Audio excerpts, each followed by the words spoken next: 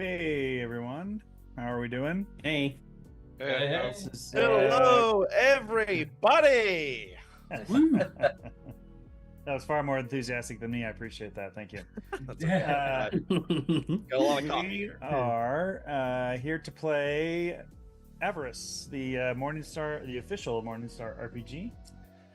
If you're not aware already, this we're going live on our Kickstarter. I think near the end of September, first week of October, somewhere around there. We haven't officially decided yet, but we're coming up on it, regardless. And this is the 2D20 Modifius system that's trying to encapsulate everything associated with the Project Morningstar, which is a huge IP that is constantly evolving, constantly changing, constantly growing. So trying to design a role-playing game for it is constantly challenging. However, we are revisited today by some of the biggest fans in the community. And last time we were live was the character creation, and today we are going to take those characters and play them in a contract on the Crown World of Candia. Before we really dive in, let's go around the horn real quick and introduce yourself and just, I guess, say hi. Tell us what character you've created. So we'll start with Happy T. Hello, everybody. My name is Baron Bon Jovi. If you need somebody to sell you something that's half-priced and maybe a little bit resourced and, well, maybe not the original thing that you wanted in the first place, then I'm your guy. I'm your man. Now, the problem is I might not be able to tell you that in Interlex because I don't believe in Interlex. It's a useless language for useless people and useless shopmasters. So instead, I believe in the tried, true, and tested form of language. That is legalese. If you want to find something that's terrible, but not too terrible, then you come to me, and I'll make sure that you are halfway happy. And that's a promise. 50% of the time, you're 100% happy. All right.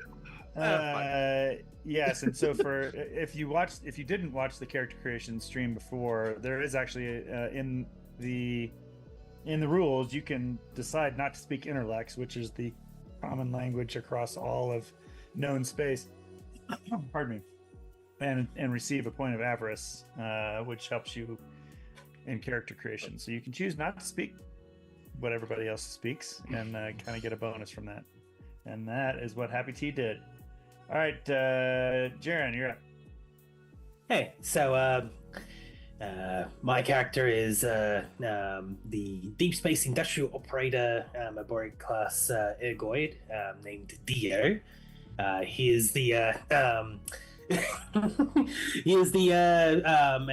ergoid specifically designed to manage and distribute drones to go on to the vastness of asteroid fields and deep space and stuff for the humans that don't want to hang out for months or and such out in the void on their own and all that, and handle radiation stuff that most humans probably can't handle in their current form. So yeah, in service, ergoid will do all that it can. If it says anything that is non-compliant, just give it an old whack and it'll probably get back into proper in stuff. So just ignore any words that it says in techno language. I see. Nice. Plus Dio. So I mean, come on. All right, Rebel. Alrighty. I will be playing Jonathan Smoke, a purveyor of fine goods and a opportunist all around. Much like our compatriot, Mr. Bon Jovi, I also am a expert of acquisitions and let's call it logistics. it's one thing to obtain an item. It's another thing to get it to where you want it to go without, all these customs and regulations and laws. So, for a modest fee, I can help you get things to where they need to go without having to deal with all that extra red tape. Perfect. Ian? Salut, mes amis. I am playing Olivier Parmentier, representative of Berserang, who is starting out building capital to build his culinary empire. And that's about as simple as it gets for the beginning. Awesome. All right, Cyber. All right. I'm playing Herrick Trassler. I am a former consultant from Arthrex Accounting Services, a mysterious and enigmatic paracorp that specializes in all things accounting and liquidation. And Herrick is very good at liquidating problems. But due to circumstances, he has been disavowed by the organization. Now he's forced to make his own way, using his skills as a consultant in the private sector. Excellent. All right, great. Let's see here. So today, one of the big components of the Avarice game, because if you know anything about this IP, you know that essentially consumerism, capitalism, corporations have taken over. They won, essentially, and have taken over known space. And the idea of avarice or greed is paramount and across all peoples, all consumers within the hegemon itself. And so a big component of this game is actually your purchasing power. In fact, the equivalent of, let's say, D&D experience is your credit rating. And so a lot of what is involved in the game, both pre-contract, which is what we call missions, pre-mission, pre-contract. There's a lot of purchasing, I guess you want to call that, buying, equipping yourself, but also in the game. And I want to make sure that I kind of hammer that home with the players as well, is that this isn't just I've bought a gun and now let's go do the contract. It's your purchasing power and your credit rating can come into play throughout the game.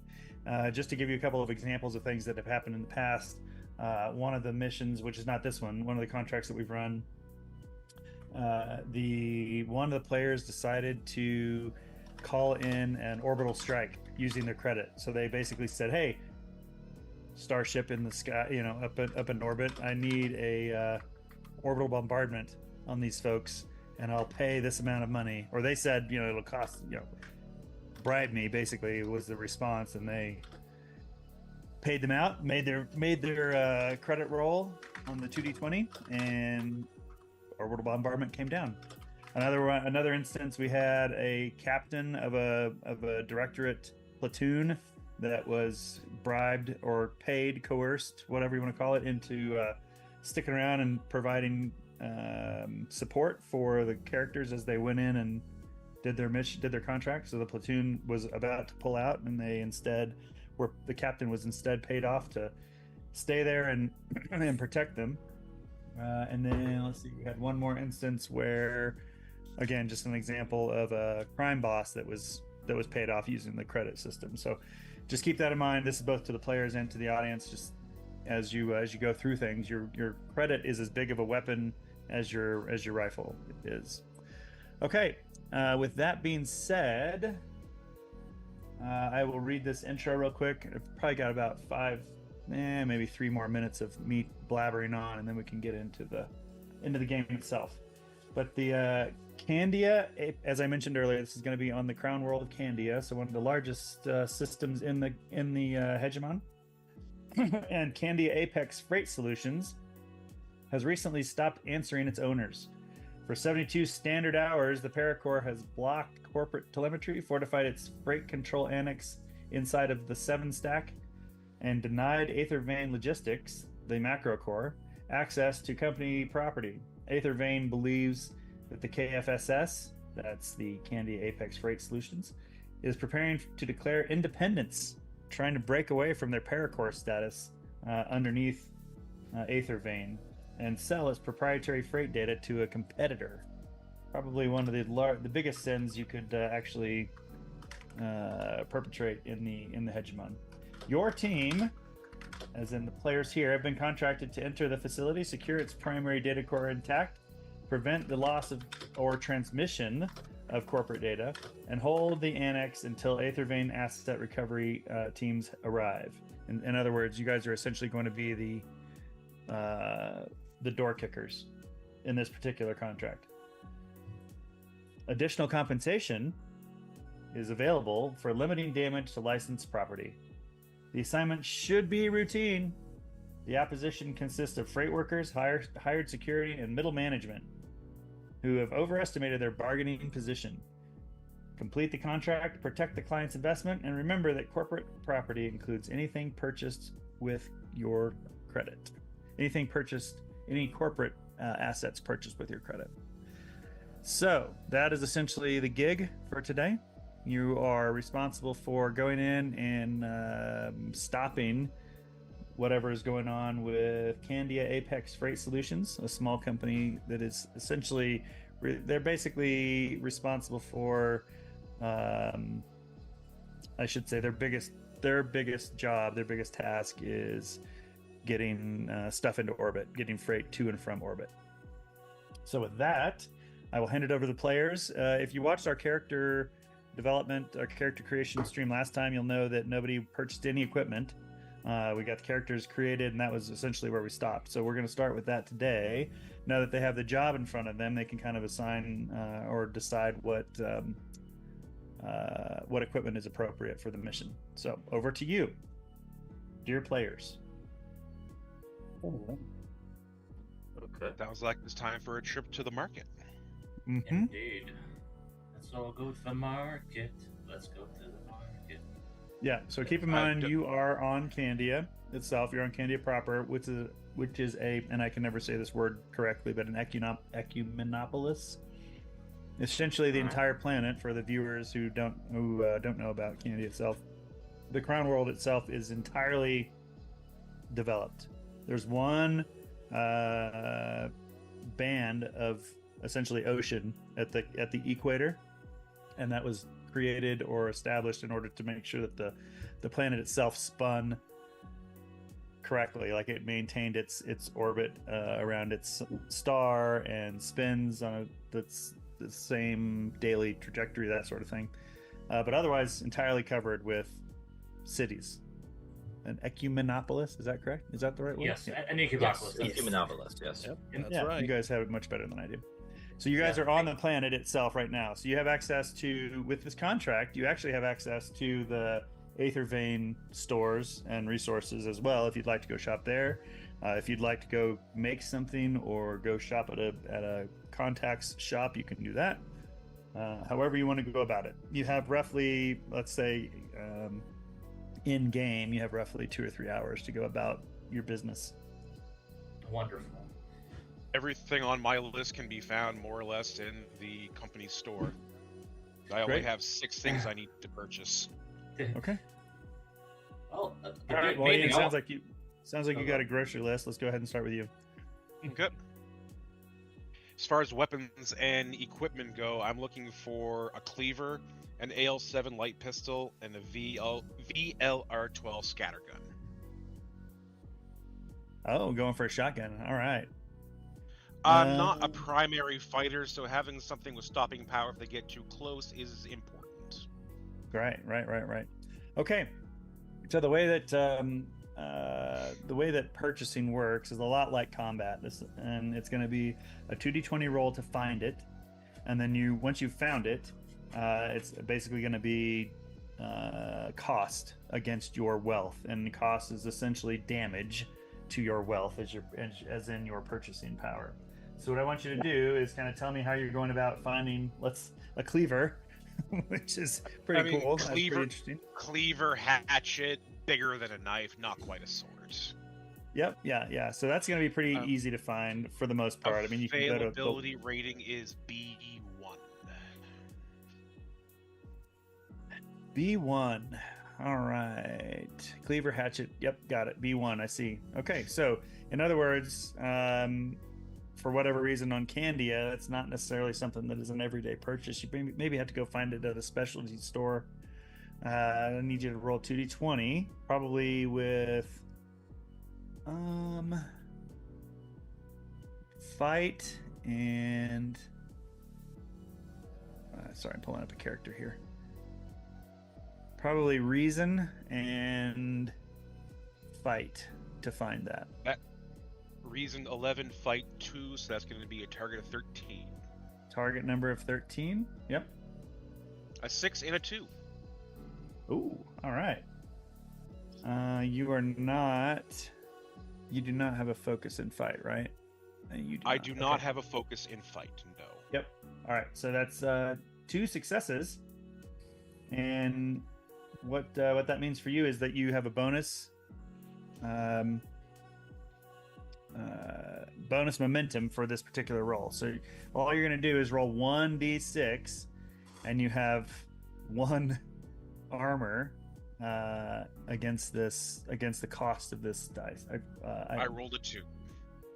All right, so actually this ends up being an expensive cleaver. It's name brand. You went big on this one. You have your bonus momentum, and I'm going to go out of my way right now to explain the rules just so everybody kind of understands it, so that it won't necessarily go this slow as we move forward. But because you had 2 successes on a single a difficulty of 1, that it gave you bonus momentum. That bonus momentum can be used right now to lower the cost. You rolled 1d6 for the cost, which was 2 on your d6. Now you can automatically reduce that by 1. So that does hit your wealth 1 point with that particular cleaver. It was signed by the Japanese artisan who created it, and apparently really expensive. Well, that's going to be a lovely cleaver then. Nice. The Candianese artisan who created it. All right.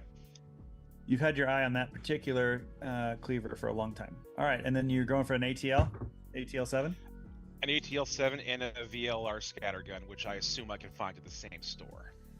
Yes. So you move from your specialty shop where you had your super sharp cleaver, and you head down to probably even the Macro Core's armory.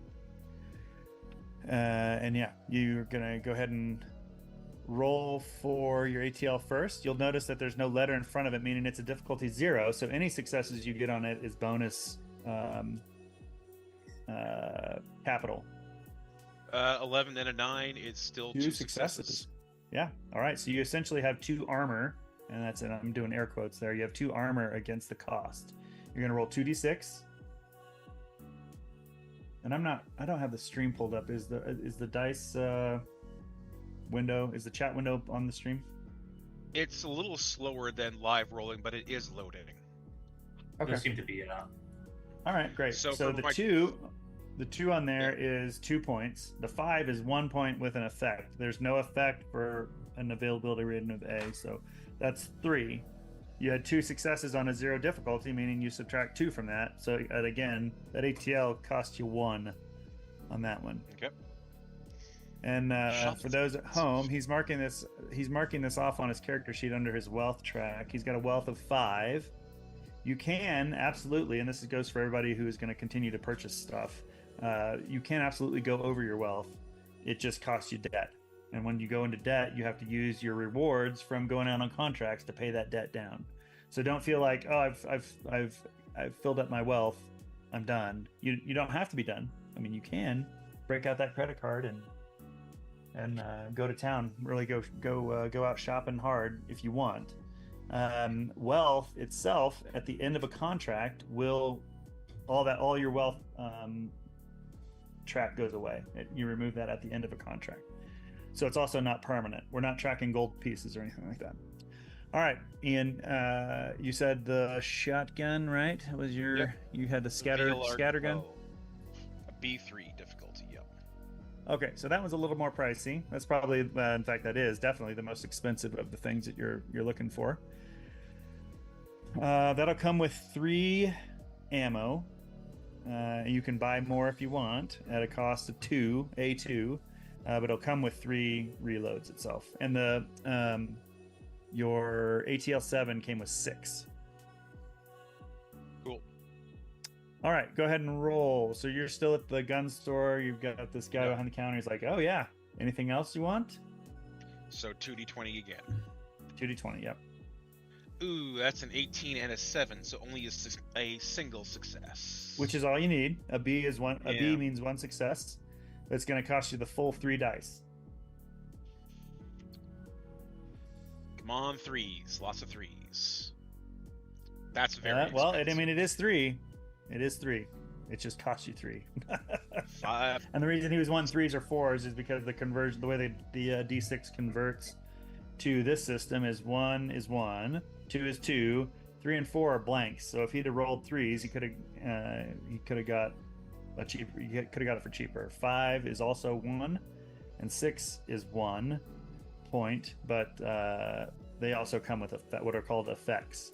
When we're purchasing stuff, you don't see effects at A or B, but I think it's starting at C level for the availability. Then it starts having. There's other things that can happen if you roll 5s and 6s.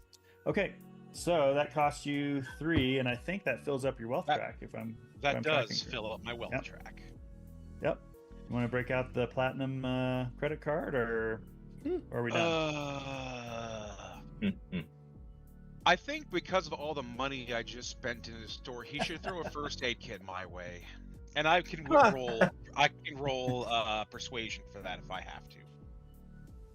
Yes, I think that actually sounds pretty good. So go ahead and do insight persuasion on that, or persuade, and you have. That'll give me 13. 2d20 still. Yes. That's a critical failure and a complication. success. Woo! You are not a smooth talker. Oh, He says- You should have brought Mr. Bon Jovi into the story. You know? Yeah, are we all together, or It's is my this accent. separately? Are we running separately right now? You tell me. I mean, you can absolutely be going around shopping together if you want. Just so I expressly state all this. There's not any. This is role playing. This is part of the role playing game itself. So you can all be together, going around shopping at the same stores. Sometimes, occasionally, there have been mechanics, for example, who've just gone out to the junkyard and built the weapon that they want using different skills. So, I mean, you tell me how you're going about purchasing these, and we can play it out as you see fit. So, if you want to be with Ian right now, Olivier, then I've got an idea. Olivier, is that right? Yeah. Then I'm gonna say, Olivier. Ian, Olivier. what kind of shop do you see yourself in right now? Like what? A gun what- store. a I'm gun- in specifically a gun store. Okay, is it like a? it Is says it like gun store in neon lights. Okay, so it's kind of like a kind of a sketchy gun store then with the neon lights, or is this like a flagship brand kind of place? I'm No, it not is much of a gun guy. I'm just trying to get myself equipped, so I went to the cheap and cheerful. Got it. Okay. So, okay, perfect. I know what I'm gonna do. Can I say that Mr. Bon Jovi was kind of like sitting in the back, leaning against the wall, you know, perusing the goods and artifacts when he noticed Ian walk in here, Olivier walk in here, and attempt to wheel and deal the guy? Yes. In fact, so he gets a success on this last roll, and you can tell the guy's like kind of licking his lips a little bit. He's already sold this guy 2 guns at premium prices, and then he asks for a first aid kit, and he's like, "Well, yes, I do have a first aid kit. So go ahead, take it from there." Do I know this guy's name out of curiosity? Give me a insight and traverse. No, not traverse. Let's see. How about fight on that one? And insight and fight. Yeah. Okay, let's see. Oh boy. All right, so I've got a bonus of 2 on my insight. So I assume I roll 1d20 plus 2? No. You're going to always roll at least 2d20. Got it. Roll Well, 2 I'm sorry. times 20. I'm sorry. No. You're assisting. Are you trying to assist? Is that what you're doing? I'm trying to assist him. Yeah, I'm trying to assist. Okay. All right. So the bonuses are for challenge dice. So whenever you're rolling a d6, that's when the bonus is going to come into play. Not on the d20. I roll. see. So just a standard 2d20. Standard. If you're assisting him, it'll be one. You are correct. The first time, it'll be 1d20. Okay, perfect. So I'm gonna standard roll a 1d20.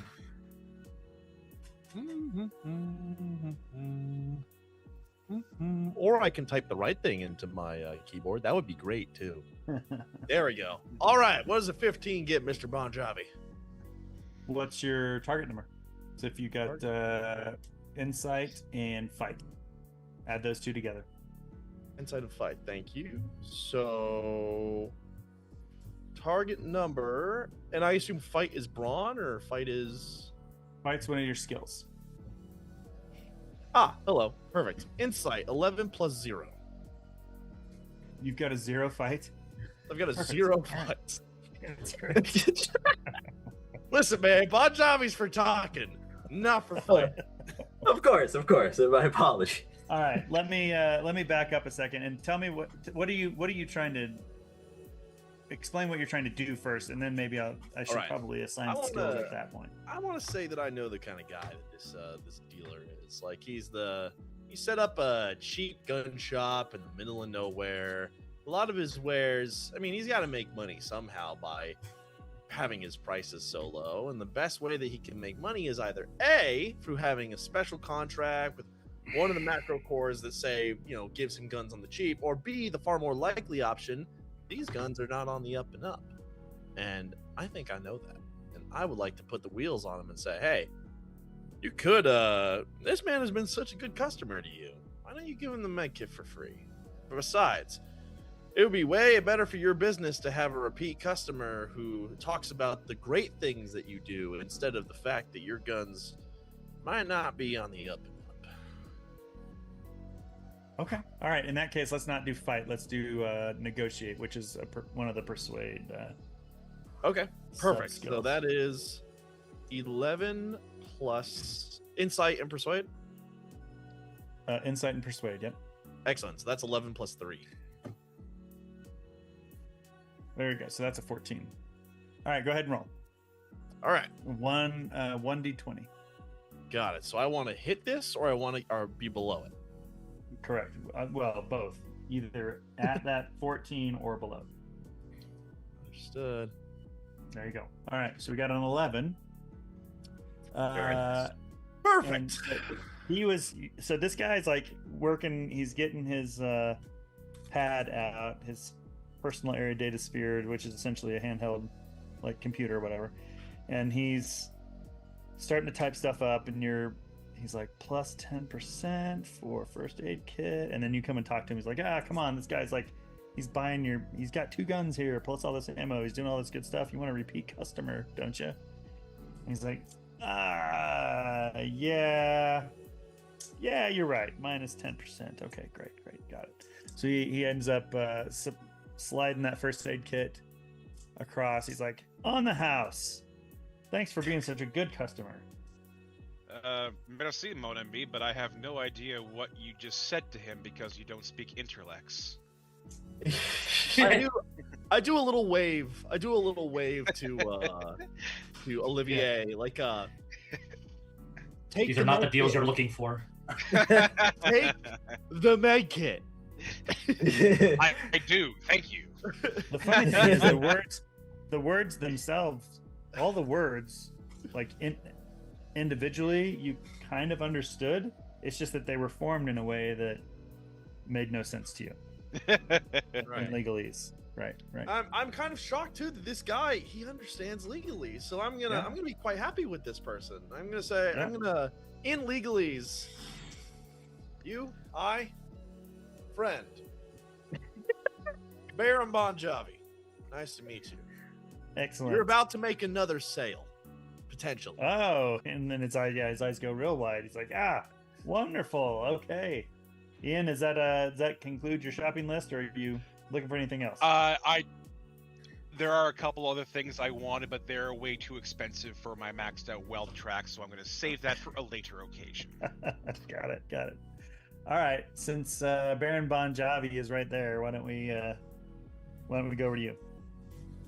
I take out a piece of incense and I light it, and I start smoking it in front of him. I'd forgotten about that. Listen here, what's his name? Do I know his name now that I've introduced myself? Does he share this with me? Yes, his name is Oodle. Oodle.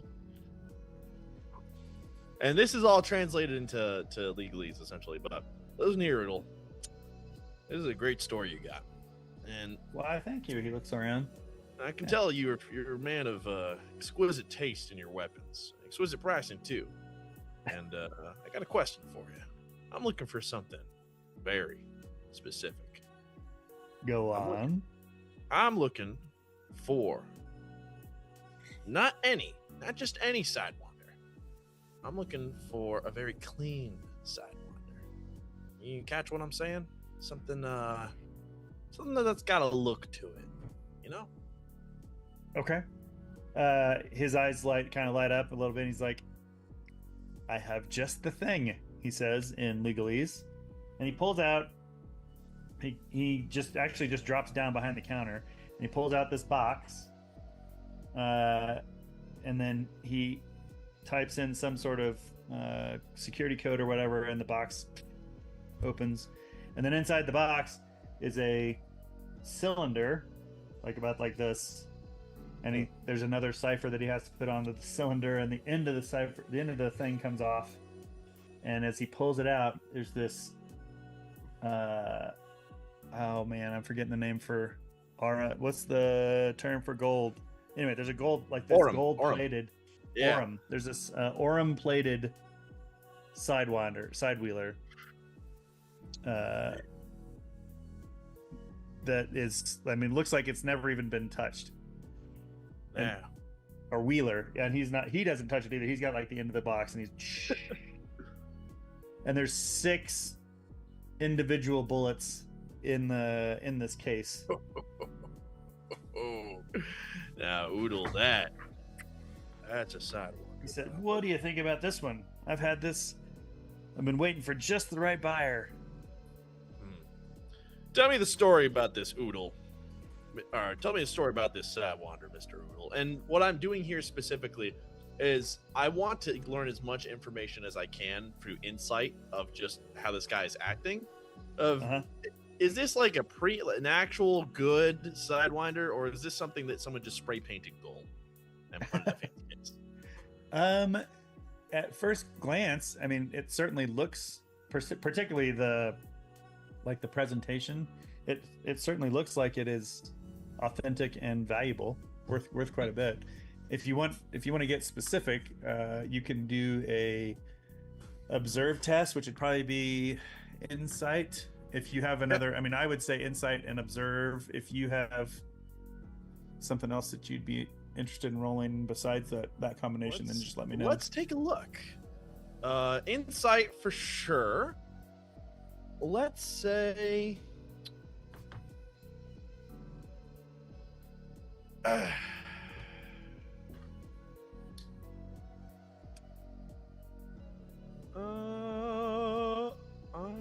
let's say academics might also be applicable. Let's do observe. What the heck? Insight and observe sounds work. So that'll be 2d20 this time. All right, 2d20. Insight and observe.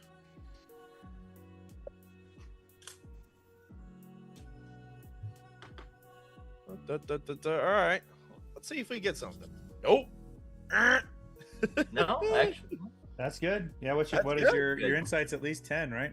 Yeah, my insight's 11, and then my observe is 1. Yeah, so that's 2 successes, and actually you end up generating a point of momentum for the group. Oh, that's right, because it's based on the separate rolls, not the combined. The separate, not the combined, yeah. Oh, okay, all right, so we're still in business. I take that back. We actually just changed the rules, and I forgot. Oh. No, you are correct. You've got 2 successes.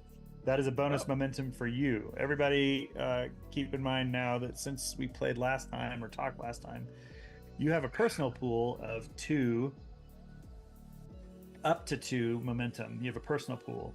It costs you 2 to put 1 point into the group pool. And that was determined by a group that played last week, and including Bowman. This wasn't just out of nowhere, but it was felt that it was a little too cooperative to just throw 1 point of bonus momentum in and give it to the group. And we wanted to emphasize the greed and avarice of the game and the setting. So it now costs you 2 points of momentum to put 1 point in the group pool, or you can bank to yourself and keep it for yourself for future rolls. So you just gained 1 point of momentum that you can use now, or you can use later. For example, if you decide to purchase this Aurum plated wheeler. Interesting. And so for those watching, what's like a quick thing in this case of what I could do with momentum? Like, what are some examples of the actions I can take? So for the roll itself, you could use it to make it for the actual skill roll, you could use it to make an automatic gather information, for example. And then I would say you watched a TV show on this particular thing and this and that and the other, you could use it for that. Or you can keep it, and for example, when you decide to purchase it, you could throw that momentum at the purchase roll and reduce the cost. Use it as capital, meaning you can reduce the overall cost roll, that sort of thing. Or you can keep it for later. You can hold it on until the first combat even, and you can use it to make an automatic success or increase your damage on your weapon or all kinds of other things. So this one goes into your personal pool right now, and how you use it is up to you. All right, I like having things in my pool. So you said I had 2 successes. What do I notice here, Casey? What do I feel on this guy? Yes. You are confident that he is confident this is authentic. You don't necessarily have any background or history in evaluating precious items or precious materials, gold, this, that, and the other. But I mean, the presentation is fantastic, and you are confident that he is not trying to swindle you. Right. So he believes in what he's selling. All right. Absolutely. That's good. Yep. I take a long, hard look at Mr. Rudel, kind of just piecing them together, looking at how he sells this Sidewinder. I go, Mr. Rudel, I can tell that you believe in this piece of equipment here.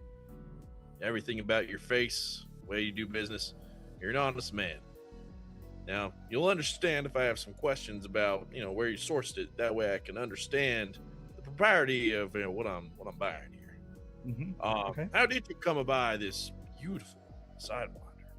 And he says, if you'll notice right here on the serial number on the case, it matches the serial number on the pistol itself, and it is one of just 100,000 that Moon Industries created for the Sidewinder line when they officially launched over 100 cycles ago. Wow. So you're saying if I were to be able to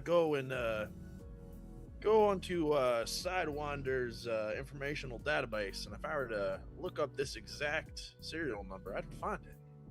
There is a card of authenticity in the box, and you can take that serial number to Moon Industries and have it verified. Wow. Well then, I think you got yourself a deal, Mr. Rudel. On one condition. Sure. Name it. I'm going to take this Sidewinder to Moon Industries, and I'm going to do exactly what you said. I'm going to double check it. Check that serial number. Yes, okay. In a perfect world, it matches up. We're golden, and I tell everybody about this establishment. Everybody that you are an honest businessman, and you know where to source your fine items.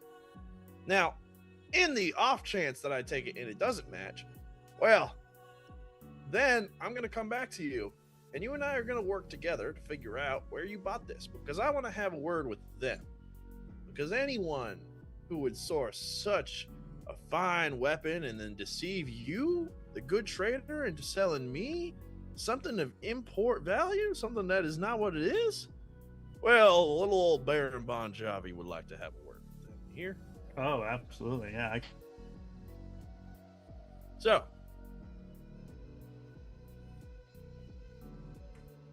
here's what I'm thinking. We do. I like to get your contact information, Mr. Oodle, who was, and I'd like to be able to chat with you later on about what exactly how I can reach you the fastest. That work with you?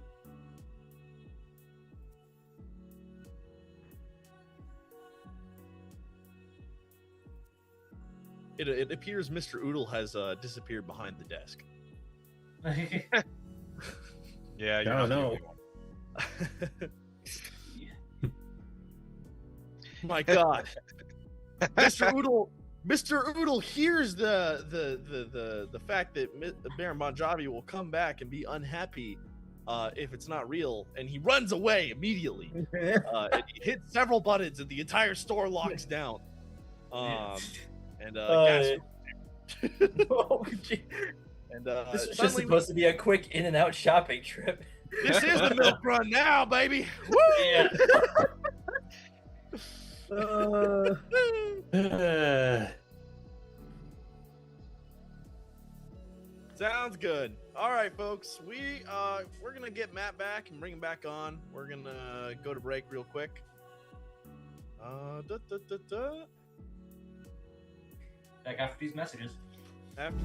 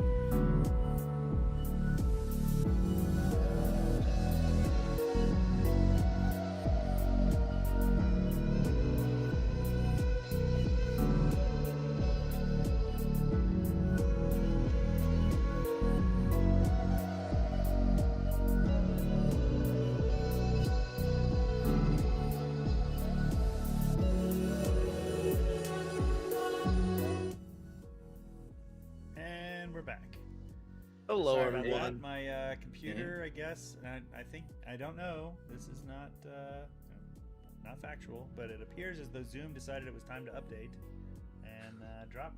Yeah, it was really weird. Someone didn't pay their credit debt to Zoom. Obviously, they decided to make a big gamble. Oh, I do? Uh-oh.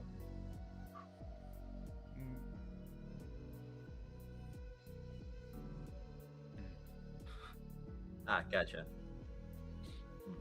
All right, is that any better? Yeah, no, it sounds a little quieter.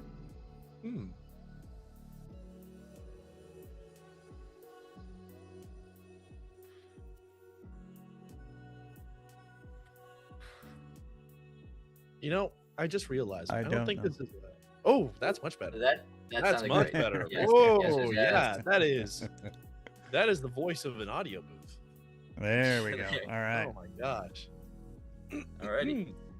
So, right before we went to break, what was the question that was asked? I think we were still discussing, or last thing I heard anyway, was how we're gonna take this guy to task if the Moon Industries Special Edition Sidewinder ends up being a fake. Oh yeah. So here, let me continue on from that point, Mr. Oodle. I respect your business, and I'm certain that you would understand if we went together and I came back if this turns out to be a fake, and you and I together we go to who you sourced it from, because I want to have words with them. Not you.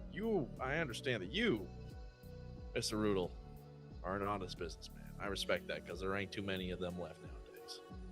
And as an added bonus, if it does turn out to be real, well, I got a lot of friends who would love to know where I got this perfect Sidewinder, and they would love to come here and they'd love to give you more money. You catch my drift?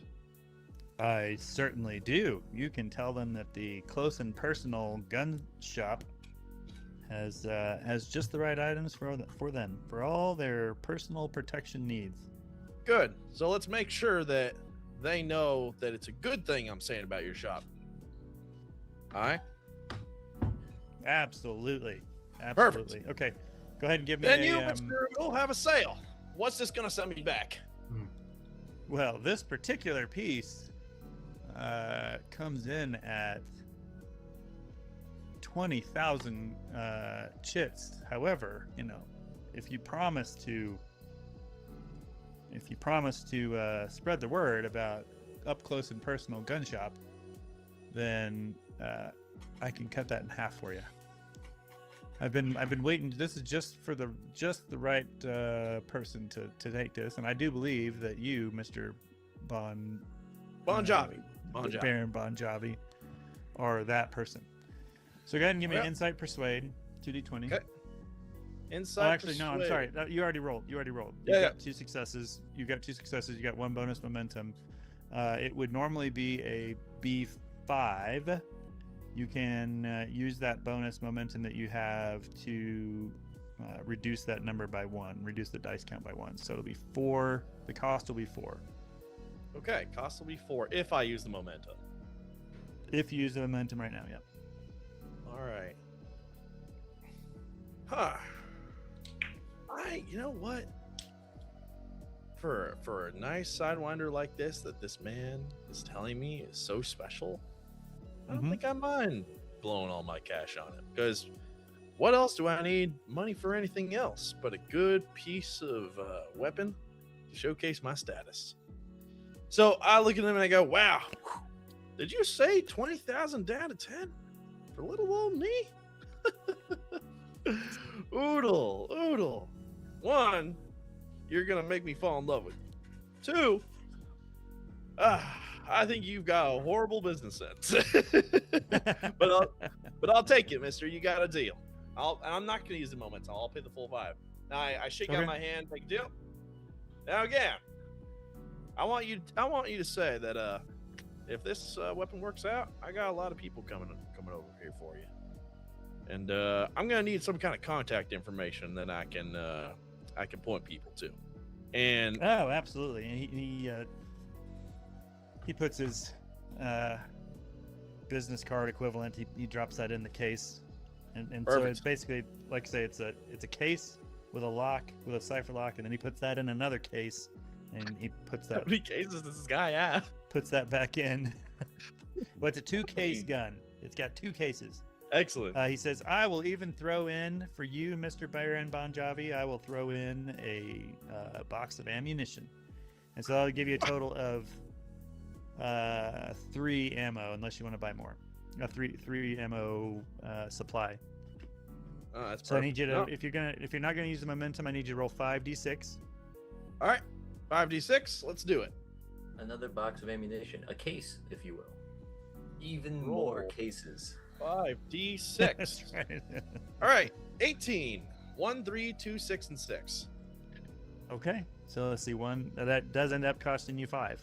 So yeah, 1 is 1, 3 is a blank, 2 is 2, and then the 6s are both 1 each. There's no effect on this particular purchase, so it's going to cost you 5. So that's an Excellent. The whole- expensive freaking weapon. It is. But you know what? It's worth it. All right. So I get his contact information and I turn to leave and I say, and by the way, if you have anybody calling saying that they're a friend of the Baron and you want to listen out for that phrase directly, you'll know they're coming from me. You got that? Aha, yeah, friend of the Baron, got it. All He right. gives you a conspiratorial wink. Mr. Rudel, I hope that this is the start of a great partnership. I'll be seeing you. Absolutely, Mr. Baron Bon Jovi. And you can go ahead and put him as a contact on Excellent. your sheet there. So OODLE. Awesome. OODLE? Yep. Awesome. All right. Of up close and personal gun store. All right. Let's see. How about Jaren? What are you looking for? So I was so for like gear and stuff, I was thinking of because I'm not quite sure how big the facility is going to be. I was thinking of maybe picking up a vehicle or something to drag these guys around to where they need to quickly and all that, and also take advantage of my drive skills and all that. Sure. I don't know how expensive they'll be. I'm also since you were talking about like sort of like scrounging at the junkyards and stuff at one point, like I was thinking of maybe giving that a bit of a go, using my Sure. technical know-how to build myself up either through a vehicle or stuff. But I do know I want to get myself a tools. Titanic tools. All right. The good news for you is, per the contract, they're actually going to provide you with a vehicle for this particular excursion. Oh, sweet. So they're going to provide you with a little suborbital shuttle. So it's a flying vehicle. All right. Then I think I wanted to get myself a shotgun or something just for emergencies. I'm not really that great with weapons, but yeah. Okay. Are you also going to up close and personal gunshot? Yes, All right. because perfect. Great. This It guy's takes a getting little a while to ton get- of business today. It takes a little while to get to the counter because there's somebody else up there chatting up the store owner for quite a while. He's buying this absurdly costly 2-case pistol. But once he clears the way, you're up. And we've got several different varieties. The most popular scattergun that we have is the VLR-12, and he points up to the wall. You know, we've got the VLR-12. It goes. It's great for home defense and that sort of thing. But if you really want something that is gonna make the criminals think twice about invading your house, we've got the automatic. We've got the automatic scattergun.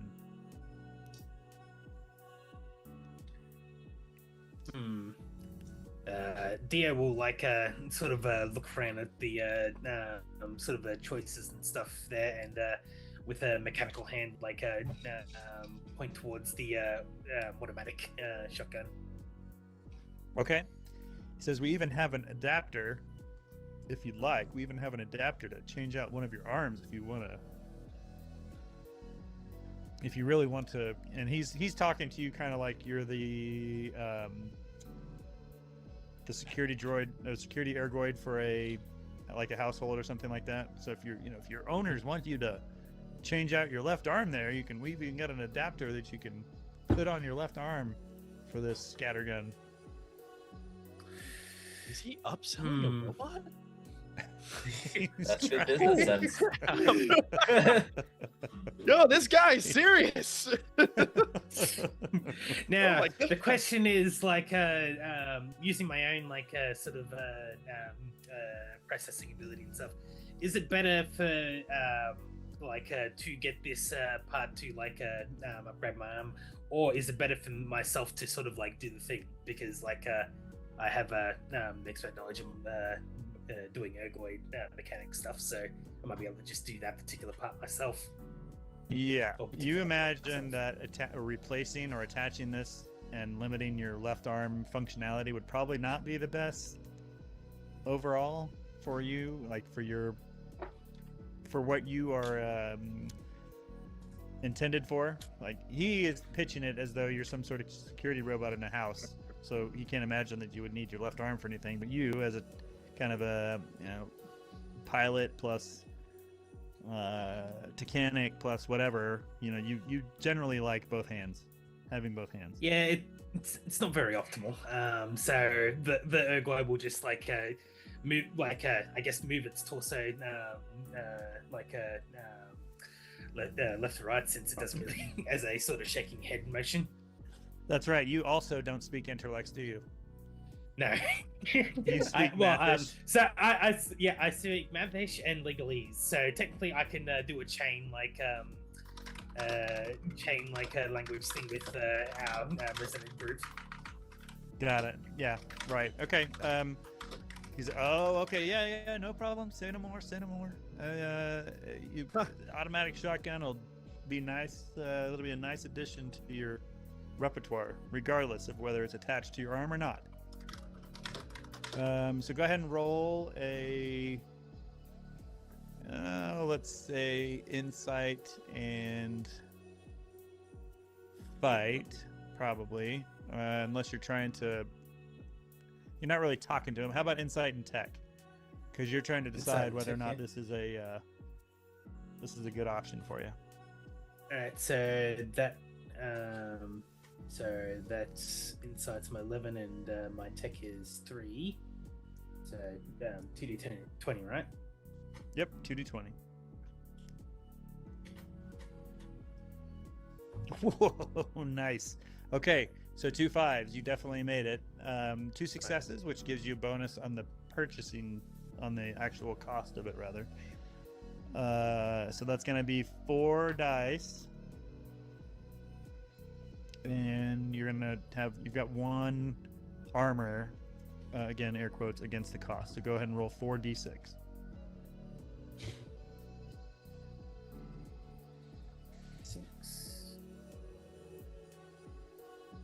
All right, so that's going to be 2, 3, 4, and then you take 1 off for the extra success on your roll. So you're going to be 3. It's going to cost you 3 for that scattergun, automatic scattergun, I might add.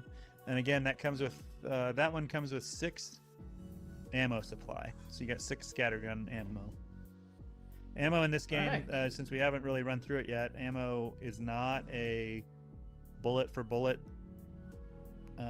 equivalent. The supply only comes into play when you decide to go and do something like go full auto with your weapon. Then it might cost you some ammo. It's kind of assumed that you're shooting the minimal number of bullets to be effective unless you go all out. And there's other examples where maybe if there's a complication, i.e. you roll like a 20, that I may say, that costs you a supply or something to that effect. So don't think that it's like literally 3 clips of ammo and you're going to be out. It's a supply, a vague number of bullets that you're carrying around that may or may not come up in regular combat. Okay. But that one comes with 6. That automatic scattergun, he gave you 6 boxes of ammo for it. Anything else? You said it's mechanic. tools. Yeah, I wanted to have. Yeah, my, you like, might have to go down to the junkyard for that one, or to a different shop. He's not. Oodle's not really in the. Toolkit? Titanic business. Then the. Sorry, I'm looking at the rules here. Yeah, in the Titanic kit business. But that's fine. Yeah, I mean, you can go down to junkyard or something to that effect. Yeah, we'll come back to that here in a little bit. Go ahead and roll your 2d20. Let's do tech and reason on that one. All right, so 2d20.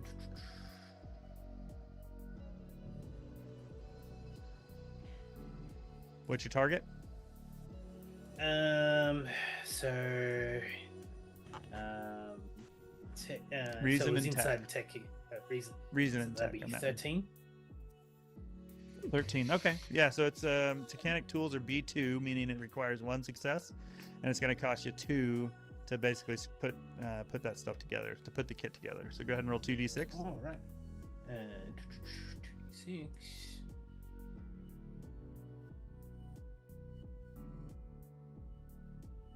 3 and a 2. So it costs you 2 more.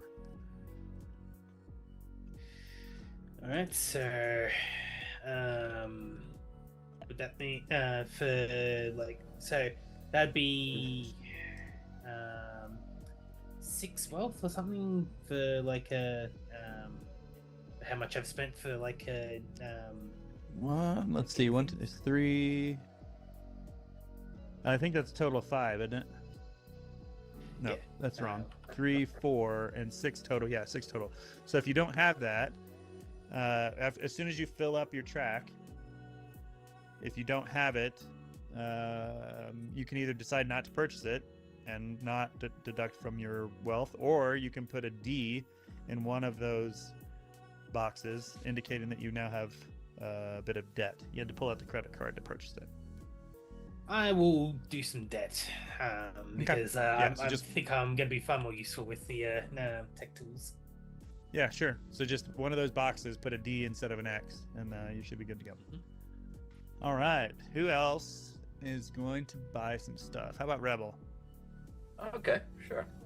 So, I've got a little bit of a shopping list here. However, I don't know if I'm going to be ending up at our new dear friend Oodle's establishment, as I'm going to be looking for some more subtle weaponry.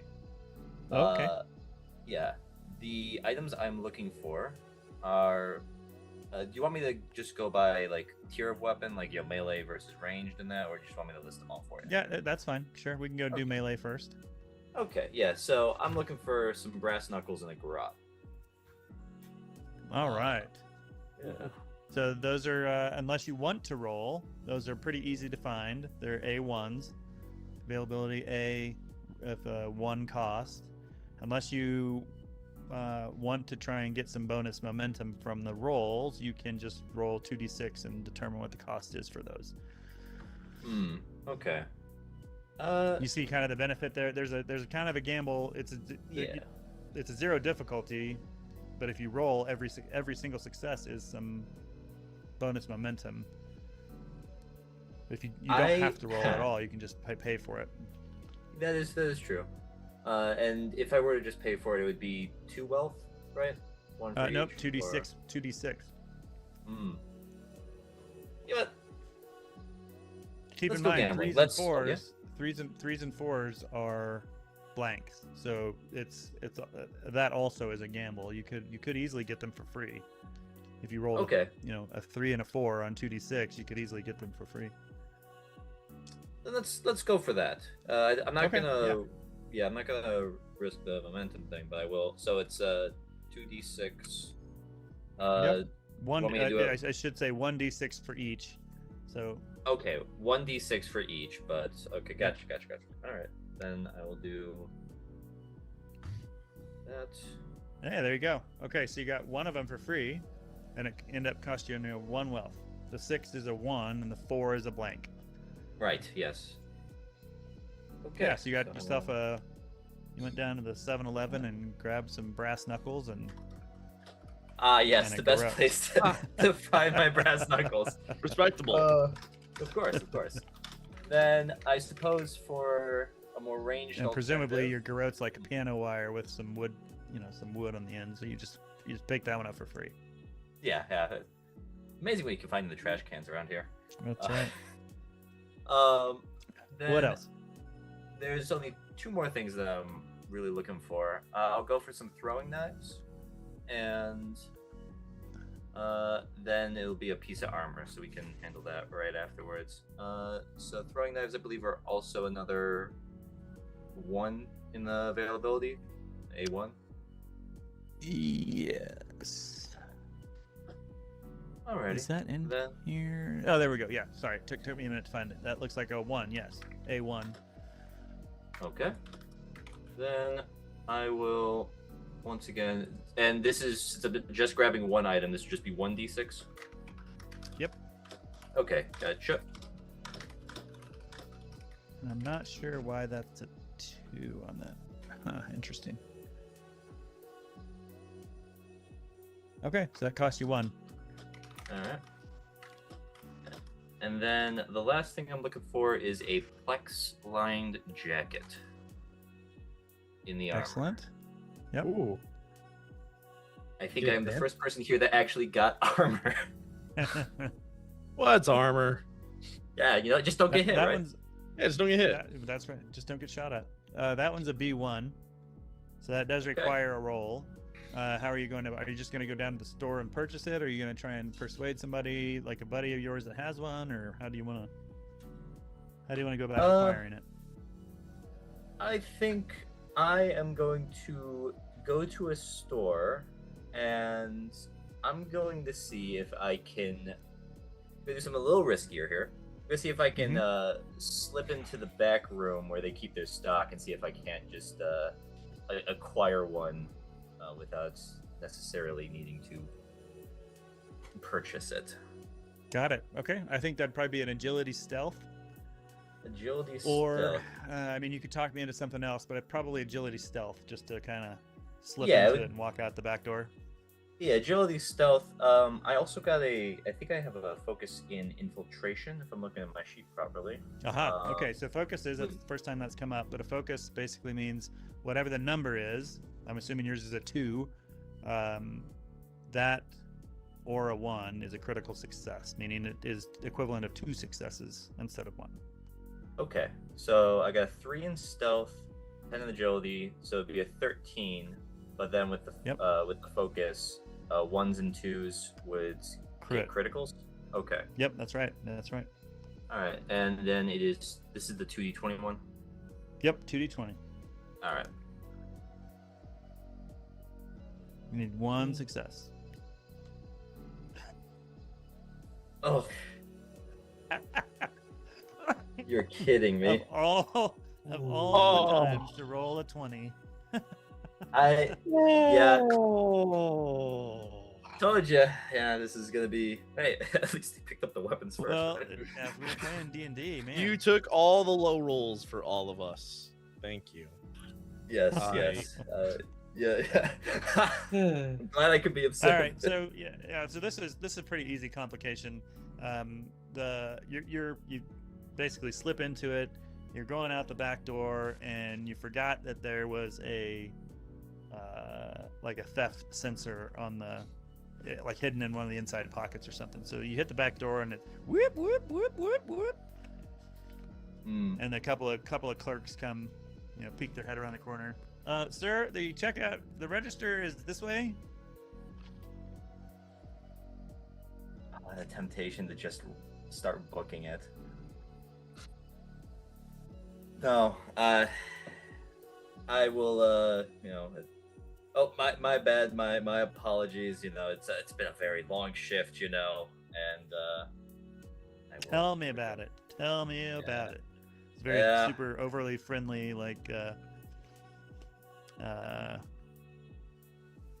clothing sales clerk. But Aeropostale, oh yeah, absolutely. It's just this way. Just this way, please. Yeah. you totally weren't trying to steal something from us. That would be so stupid. Yeah, You must have thought that was the dressing room. Ah. It's fine. Yeah. Making Yes, of excuses for course. him. Mhm. All right. So Well, the good news then- is you do have it. It's going to be a 1d6 cost.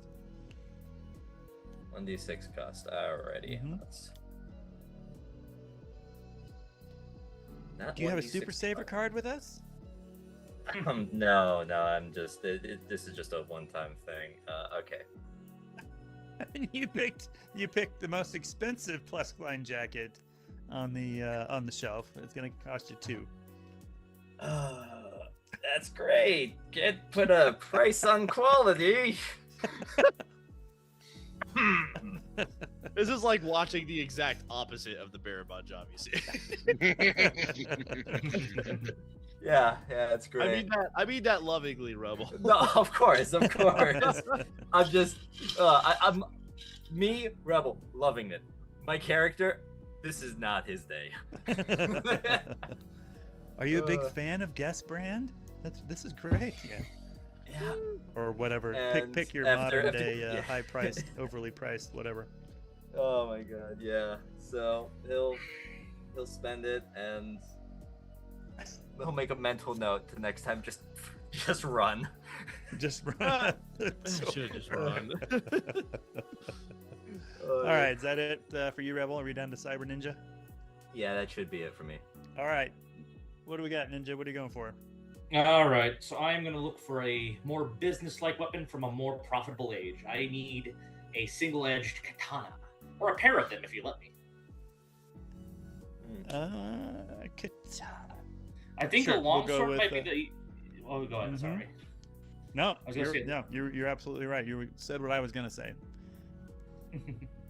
So I don't suppose our favorite gun dealer also deals in blades by chance, or do I have to go to someone He else for certainly that? does. In fact, he has this, like the shelving unit behind him that has all the guns on it is kind of a slide away thing. So he's like, absolutely. And he slides the guns over and behind it, revealing this whole wall of blades. Dude, I'm starting to think Oodles is a government plan, honestly. He's got the most well-stocked, dingy gun store I have ever seen. Yeah, he seems to be. Business is good, apparently. Swords, however, are not very common, so you'll see there that it does require 2 successes with the C2 to find it and to find kind of what you're looking for. So he does have a Alright. selection of blades. We just need to see if you have, or if he has what you are looking for in particular. So it'd probably be a insight is kind of the equivalent of wisdom, while reason is your intelligence. So I would say probably insight is Okay. what you're. And you can tell me if you want something else. So maybe insight and fight I'm cool with that. Those are my best stats. So I'm going with that. to pick out that particular blade. Yeah, you know exactly what you're looking for. All right, so go ahead and roll. Yeah. You just see this like tall bald man with like ocular implant just scanning each of the blades, like almost like just expertly looking for exactly the right precision and make. And I got 2 successes because I Yeah, have 2 successes is exactly what you need. So you're looking, you're scanning the wall, and then all of a sudden it's like, oh, there's 2 dual paired matching katanas, kind of towards the bottom, just underneath the, like, just near the bottom of the wall. Yeah, so I'll point and I'll say those 2 on the bottom, please. And I say with like a very subtle Bosnian accent. He says very good. Oodle says very good choice. These are, and he gives you some long story about how, their make and origin and what planet they came from. These are off-world meteorite katanas made from a meteor that fell on the third planet from the something system. But that'll cost you 2. I'm sorry, 3. It'll be 3d6 because there's an extra, because there's 2 blades, two katanas. Gotcha. If looking at these blades, can my character see if he's telling the truth? Like these blades are in fact genuine articles, or are these like your mall ninja katanas where they look cool, but are clearly going to shatter the moment you hit something with it? Yeah, go ahead and roll again. That'll be insight and fight again. Okay. Only one success, unfortunately. Yeah, that's okay. It only required one. So yes, you are. These are good blades. Whether or not they're from a meteorite on a different system, who the heck knows? But they're definitely good, well made. Interesting. I see. Poodle hasn't lied to us yet. I don't think I'm the only con artist here, guys. I think this guy is just really, really good at his job. Well, I need these blades, so I'm gonna purchase them. So you said 3? 3d6, yeah, because it's two blades. Okay. All right. 3d6. Here we go. Ooh. Well, you definitely paid for him. It'll be 4. 4. 5 is a 1, and then you got a 1 and a 2, so 4. All right, 4. Oof, that's almost all my wealth. I guess I'm gonna have to go into debt. Yeah, exactly. So, gonna put that down. Cool. So with that, with my new blades, let me put that down. So I just put these as 2 long swords, right? Essentially. You can put katanas on there. It's fine. In fact, Okay, I might end up adding katana to this because it's not on here. Wonderful, but I should use the longsword stats in general, right? Longsword stats, yeah. Yep. Yeah, oh, perfect. Okay, got it. Okay, and my second thing, as I'm writing this down, I'm gonna need some ocular implants. I want to upgrade my current ones. Ooh, going for some augments. All right. Yes, I know I'm probably going to debt for this, but I think it's gonna be worth it. Hopefully. Got it.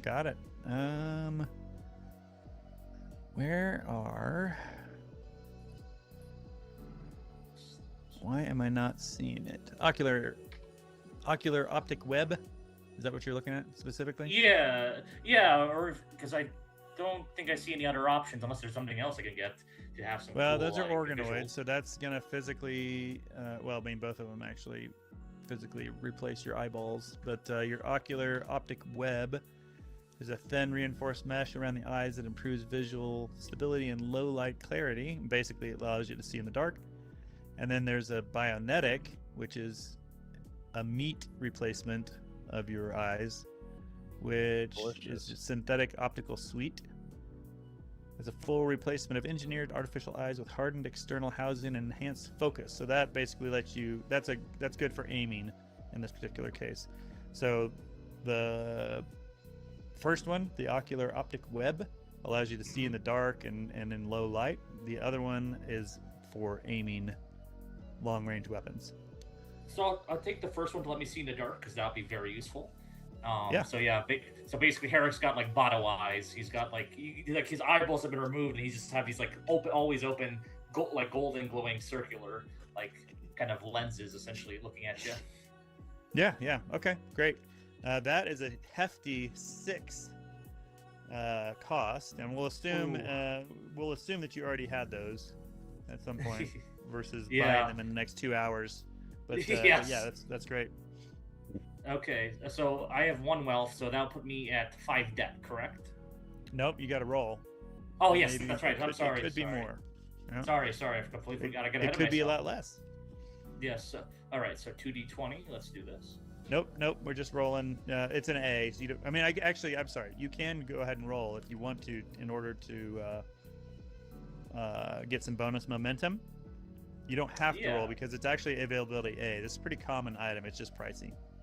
Well, let's just see if we get momentum. It may help us out in the future. Yeah, for sure. Ooh, okay. 1 success and 1 failure. 1 success. Yep. All right. So that's a bonus momentum. You can use it right now to reduce the cost, or Yes, you I can save will. it. I'm Okay, going to use so it right roll- now. Nice. Roll 6d6. The Oh, costliest item of the game so far. Oh, Oh, okay. oh, Oh, Yeah, my so that's boy, Ooh. my boy. Well, if that was fireball damage, it'd be great. Let's see. you were not lying about the most expensive item of the game so far. 5. That's another 5. So that's gonna, you take 1 off, and then the 4, you basically transform one of those to a D. A D. Okay. Yep. So, Ooh. Okay. We're gonna have to do so much good work. oh, Yeah. We really need that bonus now. I Well, welcome to Avarice, everybody. Cha-ching. it's Yeah, called there is a bit of a avarice, gap. not losing money. So there is a bit of a gap in that transition that I may need to think about, because obviously, I mean, that could have been 20, and it would, according to the rules, would have only cost you 1 debt. So may need to relook at that now that I'm thinking about it. Now, anything past this is, if you spend any more money, it automatically goes to debt. So that particular part is fixed, but it's that transition I may need to look at. But anyway, that's neither here nor there for right now. So I think we're all geared up, and Yes, sir. reporting back to the Aether Vein Logistics. And as I mentioned earlier to Jaren, they've got this suborbital vehicle. It's basically like an Amazon delivery truck, but airborne. And they say you can decide how you're going to get over there. It's several hundred kilometers away from us. If you want to drive or whatever, do something else. But we are providing you with this particular vehicle if you want to fly there. I'm not gonna look a gift ship in the mouth, so I'm going to definitely settle myself into the driver's seat to get rid of all these guys. Okay, so the contract counselor is talking to you, like, and she's like, this and this, we're gonna do this, and here, sign here, and then all of a sudden, while she's talking to you, the ergoid just walks off and gets into the pilot seat of this suborbital vehicle. Everybody's like, oh, I guess he's ready, which it's fine. And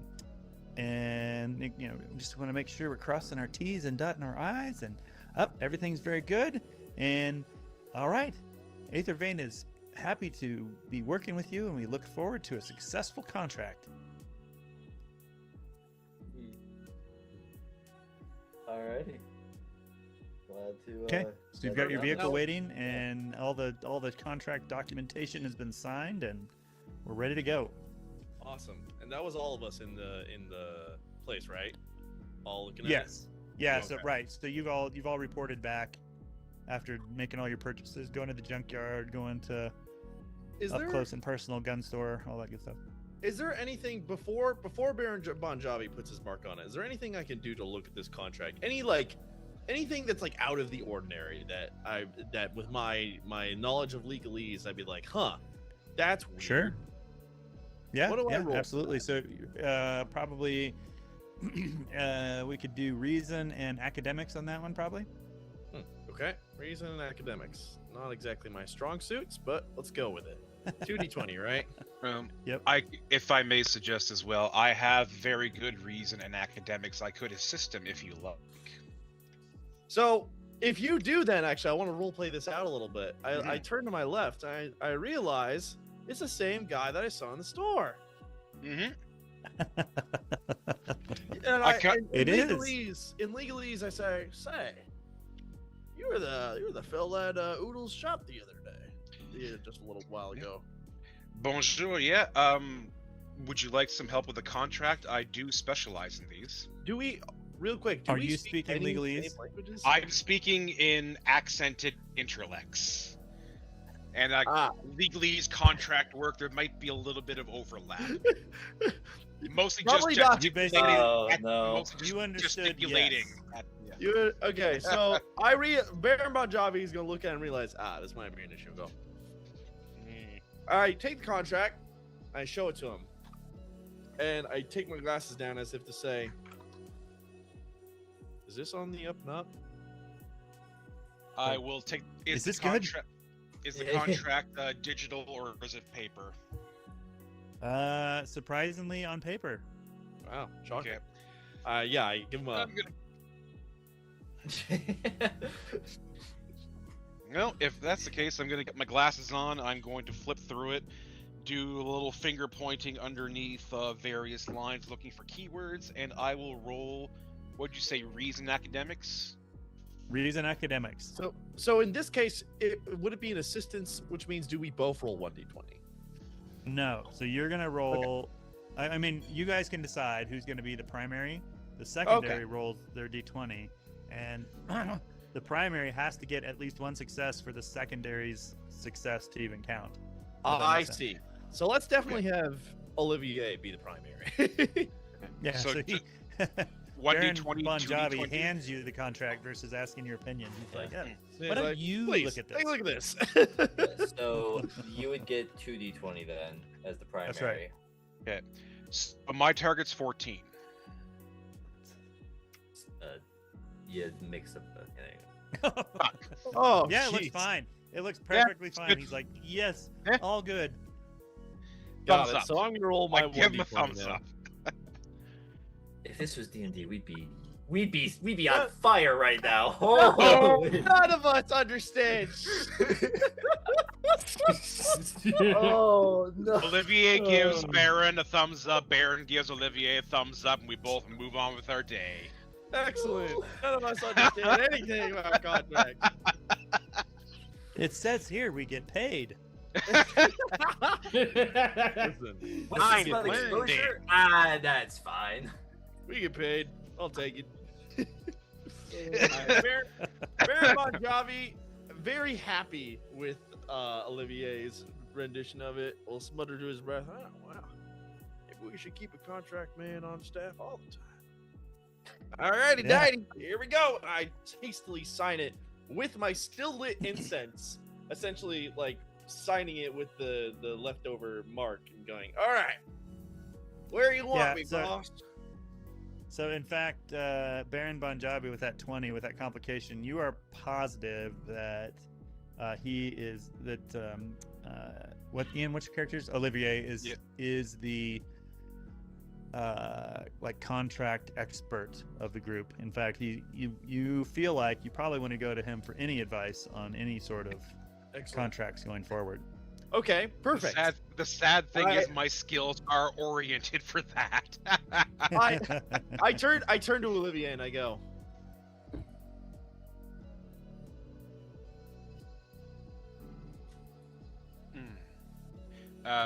Happy, I think you cut out the last little bit. I just heard you He's turn just to Olivier. pantomiming. "Oh, I'm pantomiming." Oh, okay. I give They you don't I give speak you like same a language. strong, a hearty like thump on the chest. I lower my glasses and I give you half of a heart. And I'm waiting for you to put the other half up. And you see my eyes boring into you, Olivier. You put the other half up. Hesitantly, I kind of just pantomime the other half. There we go. I give him All a right, big all smile right. and a puff of my incense.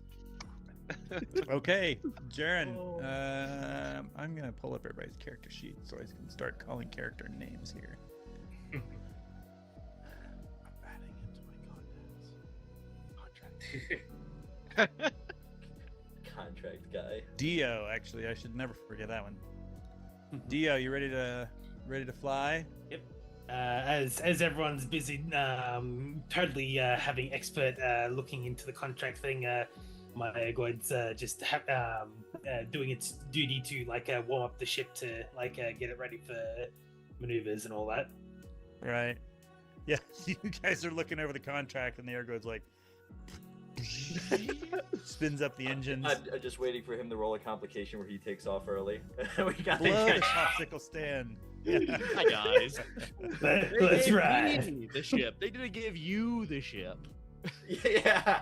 Yeah, you have to specify the like the commands very exactly. All right.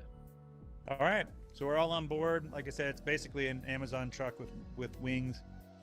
Nothing fancy about it at all. No armor, no weapons, nothing. What is the plan? So we're basically, you take off. Like they said, it's a couple 100 kilometers away from the Aether Vein sub headquarters here on the planet, and it's all over I say land, but it's all over like the metropolitan city, the Economipolis. It is on what's the word? 7 stack, which is one of the old orbital elevators that's been converted into, a lot of it's been converted into housing and apartments because the elevators themselves are no longer functioning. But the bottom area, the bottom 2 closest to the ground, the bottom 2 levels of the 7 stack itself is part of this KAFS annex. Okay, so it's the first 2 levels essentially of the orbital elevator. Okay, they got the first 2, and they've locked down their entire little area there, right? If I'm remembering the contract correctly. Okay, that's correct. Under his breath, Baron Bon Jovi is going to go, good old 7 stack. Heart of all illicit dealings and best place to have a party.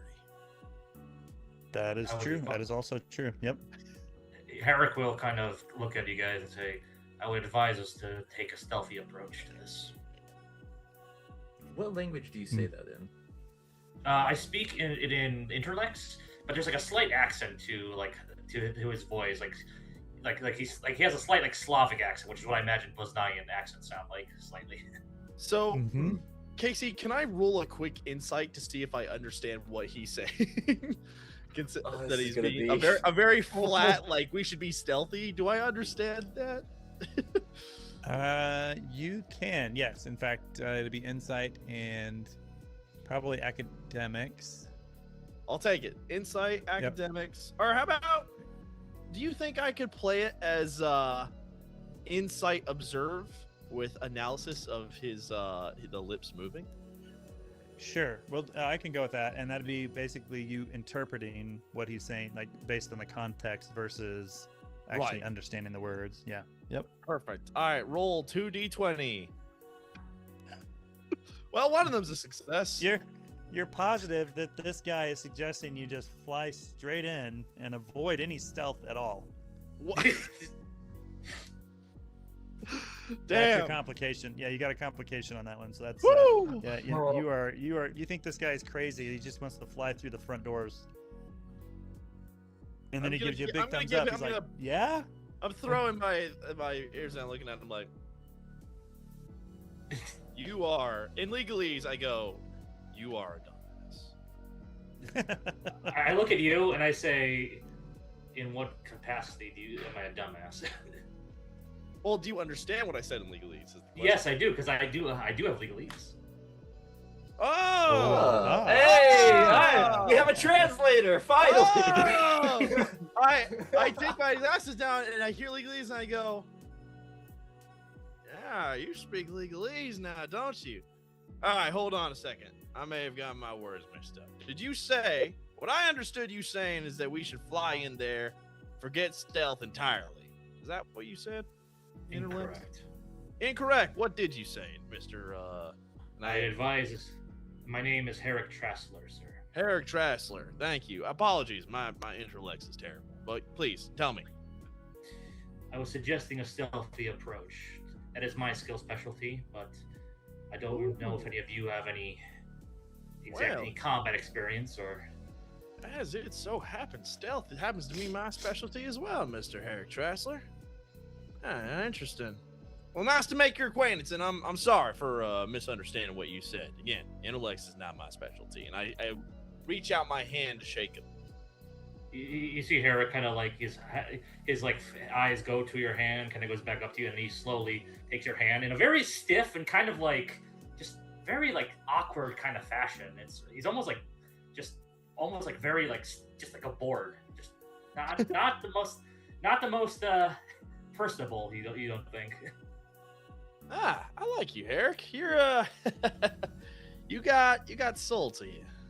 Anyway, firm grip. I'm probably gonna ask if you could if to avoid any more misunderstandings, if something's getting said in Interlex, you mind giving me a quick 1-2? I sigh and I go, very well. I'll make things more optimal. Thank you very much, Herrick, and I will pay it forward. Trust me, Baron Bon Jovi always pays it forward. You just Harry All just right. kind of just goes up. All right. All right. So what is the plan? So, yeah, after that conversation concludes, Jonathan would move, closer to the pilot area as he passes by Herrick's and Bon Jovi, just quickly looking over at Herrick's. I assume he's in on the plan now. So you seem to speak the same language. I nod.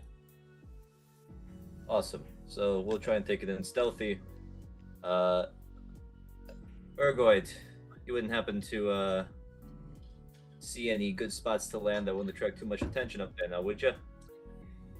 Speaking in legalese and stuff, no, this unit will optimize or calculate a route towards finding a optimal point of viewing to see what we can process. Did Okay. Bon Jovi hear that correctly? You speak legalese too? Yes, this unit used to have a intellects and stuff into it, but as per compliance issue law 3751, it was removed for the current situation. Baron Bon Jovi comes up from behind the pilot, gives you like a hearty smack on the back. You, my Baron Airgord, just became my favorite robot on this Euclinopolis. Nice to look meet of you. Humanize friends. Urgoid. This unit is built to serve. A look of it's dread like, cross. And I'm built to appreciate. Thank you very much. Do not humanize the Urgoid. Oh, I'm not humanizing the Airgord. I'm just appreciating its sacrifice and its work for us. Dear God, am I the only one who doesn't speak this language? I have no idea what these creatures are saying either, my friend. Like a border. Are you saying that 3 of us legalese speakers couldn't figure out a damn contract? That's okay. The Sadly, 20 suggests contract- that is the case, yeah. Sadly, contract reading is not part of my program list of tasks. So sadly, I cannot do it. Unfortunate. Oh no. All right. Well, we've broken the language barrier at least. We have a pipeline that communicates. Yes. Less of a pipeline and more of an amorphous pool, really. Yeah. True. So. All right. All right. Yeah. Are we able to find a spot that is inconspicuous enough to land at, close to the 7 stack?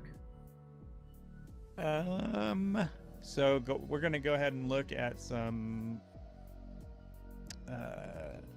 maps. You got probably I mean, you've easily got a map of the area. That sort of data is readily available. So let's do a reason and traverse. Whoever wants to be in charge of actually looking at the map to try and find a place. It's going to be a difficulty 2 to find the type of location you're looking for, which is essentially someplace close enough inside the view of 7 stacks, but outside the observation area of anybody that might be on the lookout for interlopers. Does anybody I have guess anything I interesting? I have Traverse 3.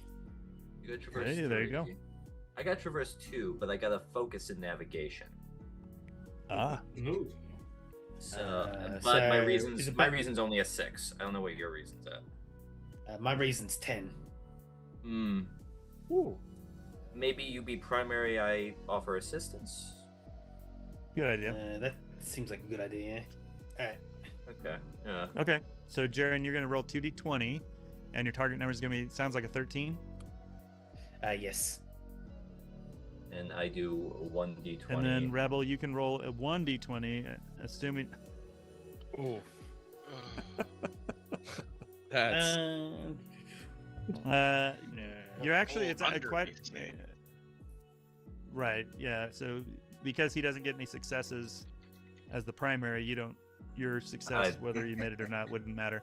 Okay, so it's actually really difficult, just based on the proximity to all the housing, everything that's come up and built up around it. You're not positive you can find a place to land that wouldn't be observed somewhere by folks in 7 stacks. Close enough. I mean, you can absolutely like land a couple of kilometers away if you want and walk in, if you're trying to be stealthy like that. But you're like, based on the general plan, there's not really any place that you think you can probably land that wouldn't be observable. Yeah, unit cannot properly land in the in a requested percentage of stealth. Therefore, it is properly optimal for at least this unit believes that perhaps we can I can land somewhere. This unit can land somewhere a bit more away. And then the more stealth inclined of this team can move through there, and then maybe this unit with anyone that's not as stealth focused can move towards the more closer positions up to maybe probe in terms of seeing what the defenders and stuff might do and such. So Baron Drive is going to hear this and kind of look at where you're pointing on the map and go, now hold on there, RoboCop. That's pretty that's quite a ways away from the designated landing zone. Let me take a look out the window. I think I might be able to. I know these parts. I know the way these places work. There's probably something around here that ain't showing up on one of your little maps. Casey, can I roll a combined insight and observe check to see if I can spot a landing zone based on my knowledge of, city like places, considering I'm a con artist? I'm used to these big collections of where people get, moved together. Yes. It probably also what do you think that's traverse as well? For navigation, urban tracking. I'm literally looking out the window, using my perception to observe a landing place, and is my thought process. Okay. In that case, let's do insight, because this is more of a wisdom-y type thing, and observe. Yeah. Maps are for Maps for people who speak suckers, as we say. All right. Combined, let's do roll. So that's going to be a target of 12. Roll 2d20. Oh, yeah, that's good. All right. Okay, so as a quick side note, it's going to take me so long to get it into my head that good. Yeah. Oh yeah. The amount of times I've been seeing 20s and have had that moment of yay! Oh. All right. Yeah. So you actually,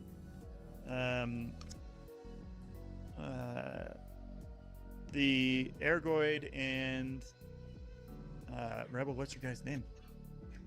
Jonathan. The Ergoid and Jonathan are sitting there talking about, what about this spot? No, that doesn't work. They can see it from this angle. What about that spot? And they're looking at the map, and they're really diving into the critical details of the data. And you look out the window, and you're like, how about right there? And they both look over there. And they both look over. They're like, right there. Yeah, actually, I think that would work. And you kind of, Ergoid and Jonathan look at each other for a moment. They're like, yeah, that would work. Yeah. All right. Happy endings. All right, so I need a drive test real quick, Jaren. That'll be coordination and drive. Oh, no.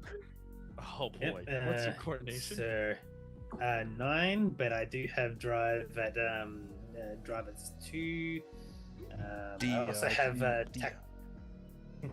I also have a task optimized frame, just in case difficulty test by 1. But I have to use momentum for that. So I don't think I'm going to use that just yet. So just so you guys know, 2 things actually real quick. Ergoids don't count toward that greed mechanic. So you can this is an aside. This isn't relevant to what you're talking about right now. But as an aside, you can do 1 for 1. So if you generate momentum for the group, you put 1 right in the pool instead of 2 for 1. Just as an aside. Second, you can always buy momentum from me if you don't have any in your pool, which you do not right now. You can buy momentum from me at a cost of 1 exposure. So I get a point of exposure and you get a point of momentum, or 2 or 3 or 4, whatever you decide you want to buy. So if you wanted to use task optimized frame, which is actually for drive, you can buy a point of momentum right now and reduce the difficulty. There's a difficulty 1, so you only need 1 success to make it happen, but you could reduce that to 0 using that ability if you wanted to. Yeah, I don't think that's that serious, so I'm gonna save my points for later. So, all right, here we go. Okay. All right, got Okay. a success. Yes, So- you did. 2 successes or 1? No, just 1. I've got 11 with right drive on. at 2 and forward at 1 and 9. Okay, yeah. So Dio decides that not only is that a great landing spot and kind of in the stealthy frame that we've set up for the plan, but he decides that it is right now that he has to go there, and so he basically yerks the Amazon truck over. Everybody kind of shifts to their left, and he does this combat spiral down into the spot where you're going to land, and you are on the ground. You are outside or you're near the 7 stacks. Somebody jacked up here we go. All right. You're outside 7 stacks. It's huge, this enormous, imagine a skyscraper type base, but it's all industrial here near the bottom. The apartments and housing doesn't start until well higher into the air. But instead of, a skyscraper in a city, this thing just goes into orbit. It's huge construct. Damn. Now that's a beauty right there. Yep. You can kind of see behind me, similar to this little guy right here. Oh boy. Wow. Okay. Okay, that's real tall. Yeah. Yeah. All right. So I turned to one of the more knowledge-minded people of the group, specifically Herrix? Herrix, I think. Herrick. Thank you. Yeah, Herrick. I turned to Herrick and I go, all right. You seem to have your head on straight. Where do we go in, Herrick?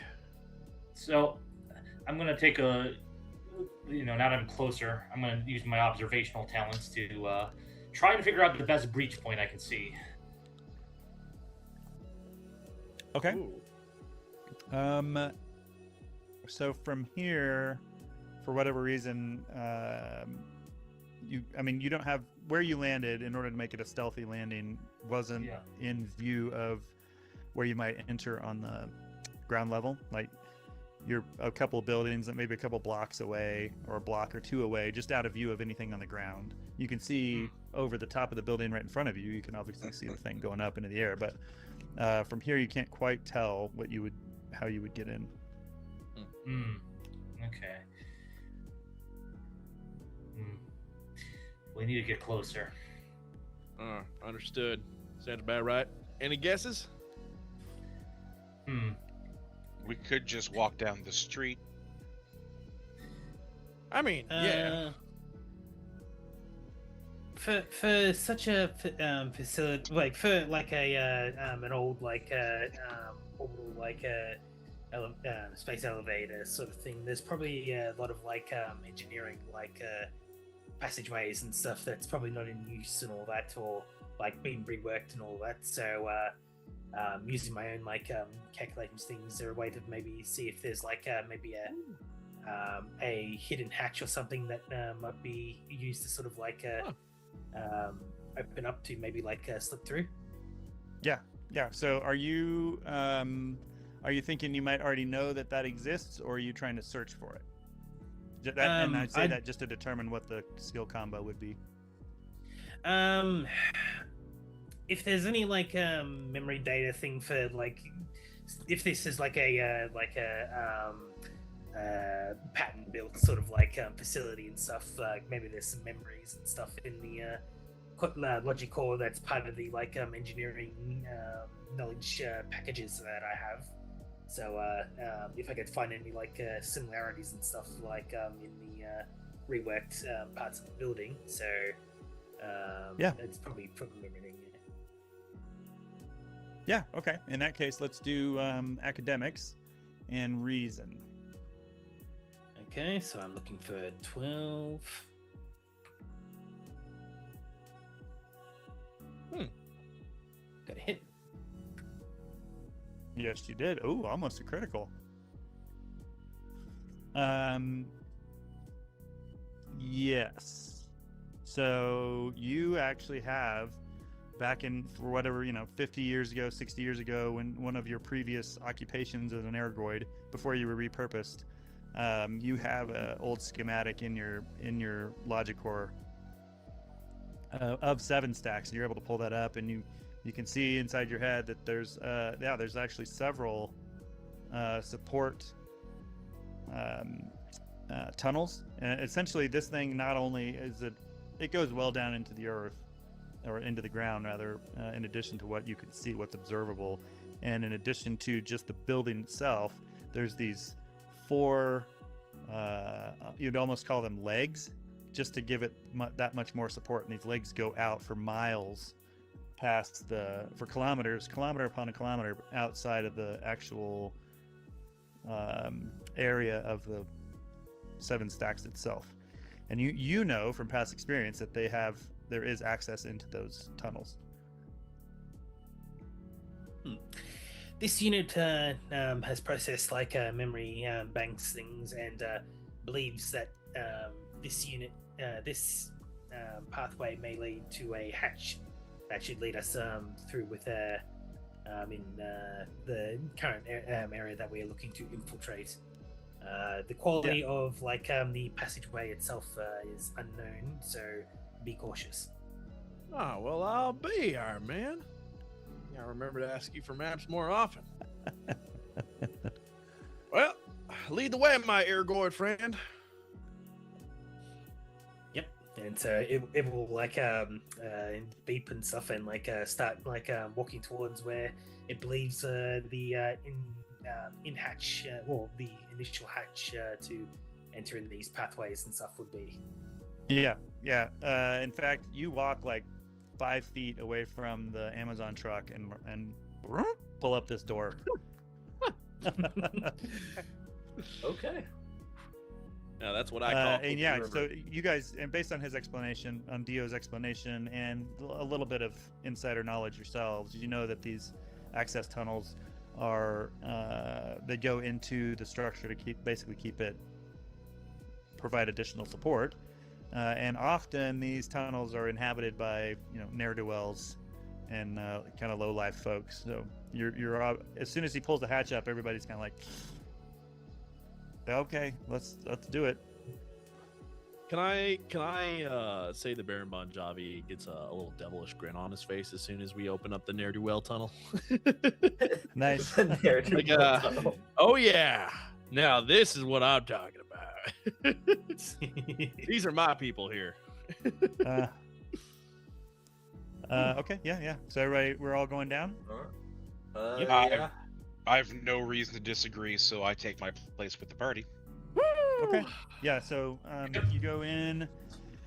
It's a ladder that goes down probably 4 meters or so, 4 or 5 meters. It's a big tunnel. And just you transform from the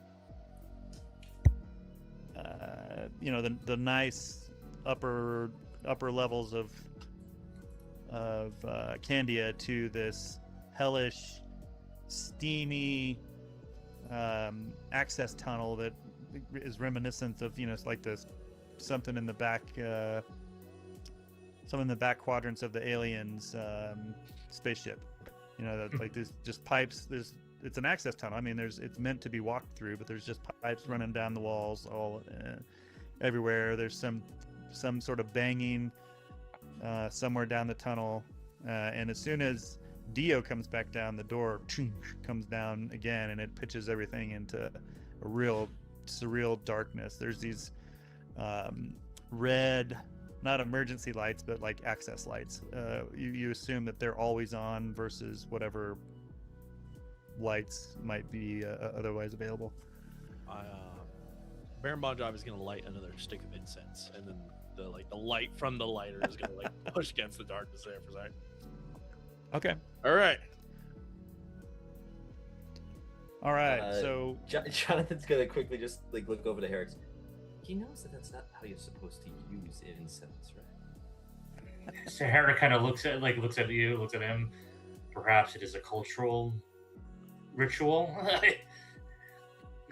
As he's like biting down on it. a very strange cultural ritual. Fair enough. Okay, so it's essentially, it just goes in two directions, I guess, from where you're at. You know that to your right is towards the 7 stacks. All right. Well, we should be methodical about this. We should assume that they might have this access tunnel covered in some capacity. That's good thinking. True. Herrick, don't you have some sort of like good vision? If I'm looking at you properly here. I do. My eye augments allow me to see in the dark. Okay. Yep. Mind taking point on this, just in case we, you might be able to see something before it hits us. Herrick nods as he goes up forward and takes out his katanas, reverse gripping them. All right. Okay.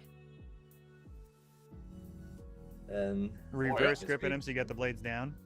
Yeah, basically. Like a praying mantis kind of situation. Kind of like Star. You remember Star Killer from Force Unleashed? Oh yeah. All right. Yeah. For those in the audience, Star Killer is if you don't know who that is, which I'm gonna assume most people do because we're all nerds here. Star Killer is a very famous Star Wars protagonist in the game Force Unleashed. Very, very cool guy. Holds his lightsabers backwards. Yes. It's like reversing your chair to sit on it. It made you just a little bit extra cooler, you know? Yeah, it's the right maneuver. Yes, of course. Right yeah, exactly. Yeah.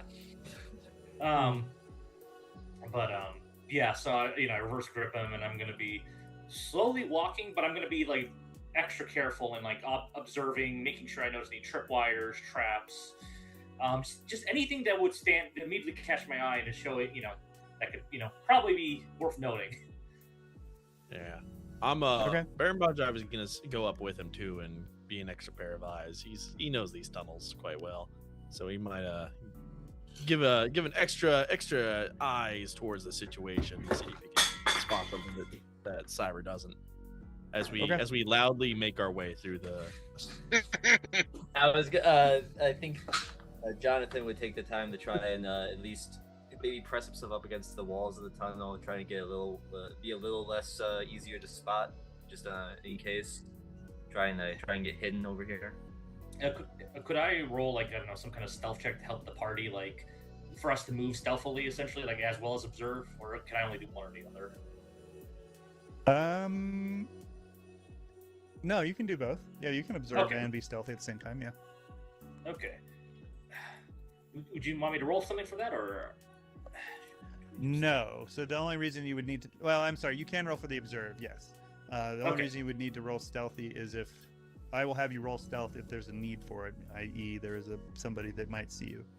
Gotcha. So what would be this? Insight and traverse? Would that be traverse? Would this be stealth and insight? Stealth and agility. Agility. Okay, perfect. Same score. So 15. That's a good one. Yeah, all right. I passed. 2 2 successes. successes. All right, so you get 1 momentum for yourself. Wonderful. Remember that you gotta have 2 to contribute to the pool, and you get 1 success. So yep. All right, you are traveling along, or you're walking along. You're a little bit ahead of the group. You can hear them talking and whatever. No, but not being particularly stealthy, but you are ahead of them in kind of under cover of darkness. You've got no light because you've got the cyber eyes, and you are positive that you have stumbled upon a group of I guess not vagrants, but underworlders. There's probably, I don't know, there's like 7 or 8 of them. You're pretty sure they're sitting around in various parts. It's basically, this tunnel comes down to hit my microphone. Comes down to maybe a support room of some sort, and then continues on after it. But this is wider area. These like 7 or 8 guys sitting down, jaw jacking, just kind of hanging out, if you will. But you're positive. Well, you not only are you positive, you have to go through them in order to get to the next section of the tunnel. All right. So I'm gonna, once I notice that, I'm just once I observe and notice basically all the details about them, I'm gonna stealthily kind of backtrack to the rest of the group and kind of make mention and say, there appears to be a few individuals in front of us. They don't appear to be part of the opposing force.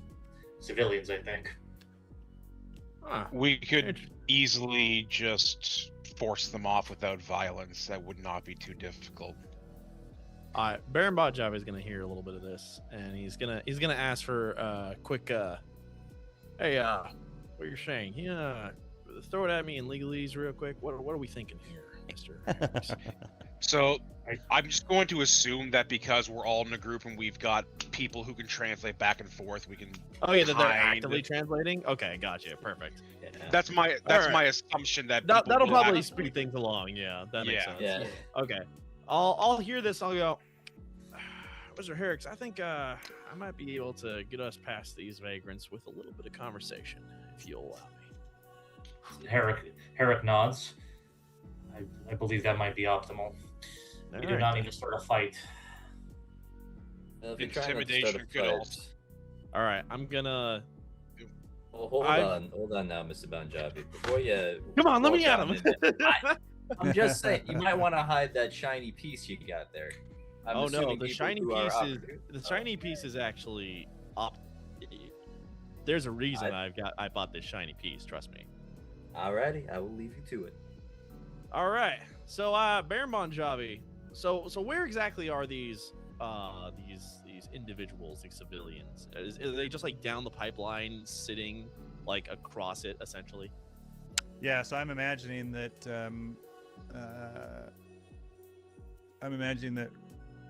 Who the heck was it?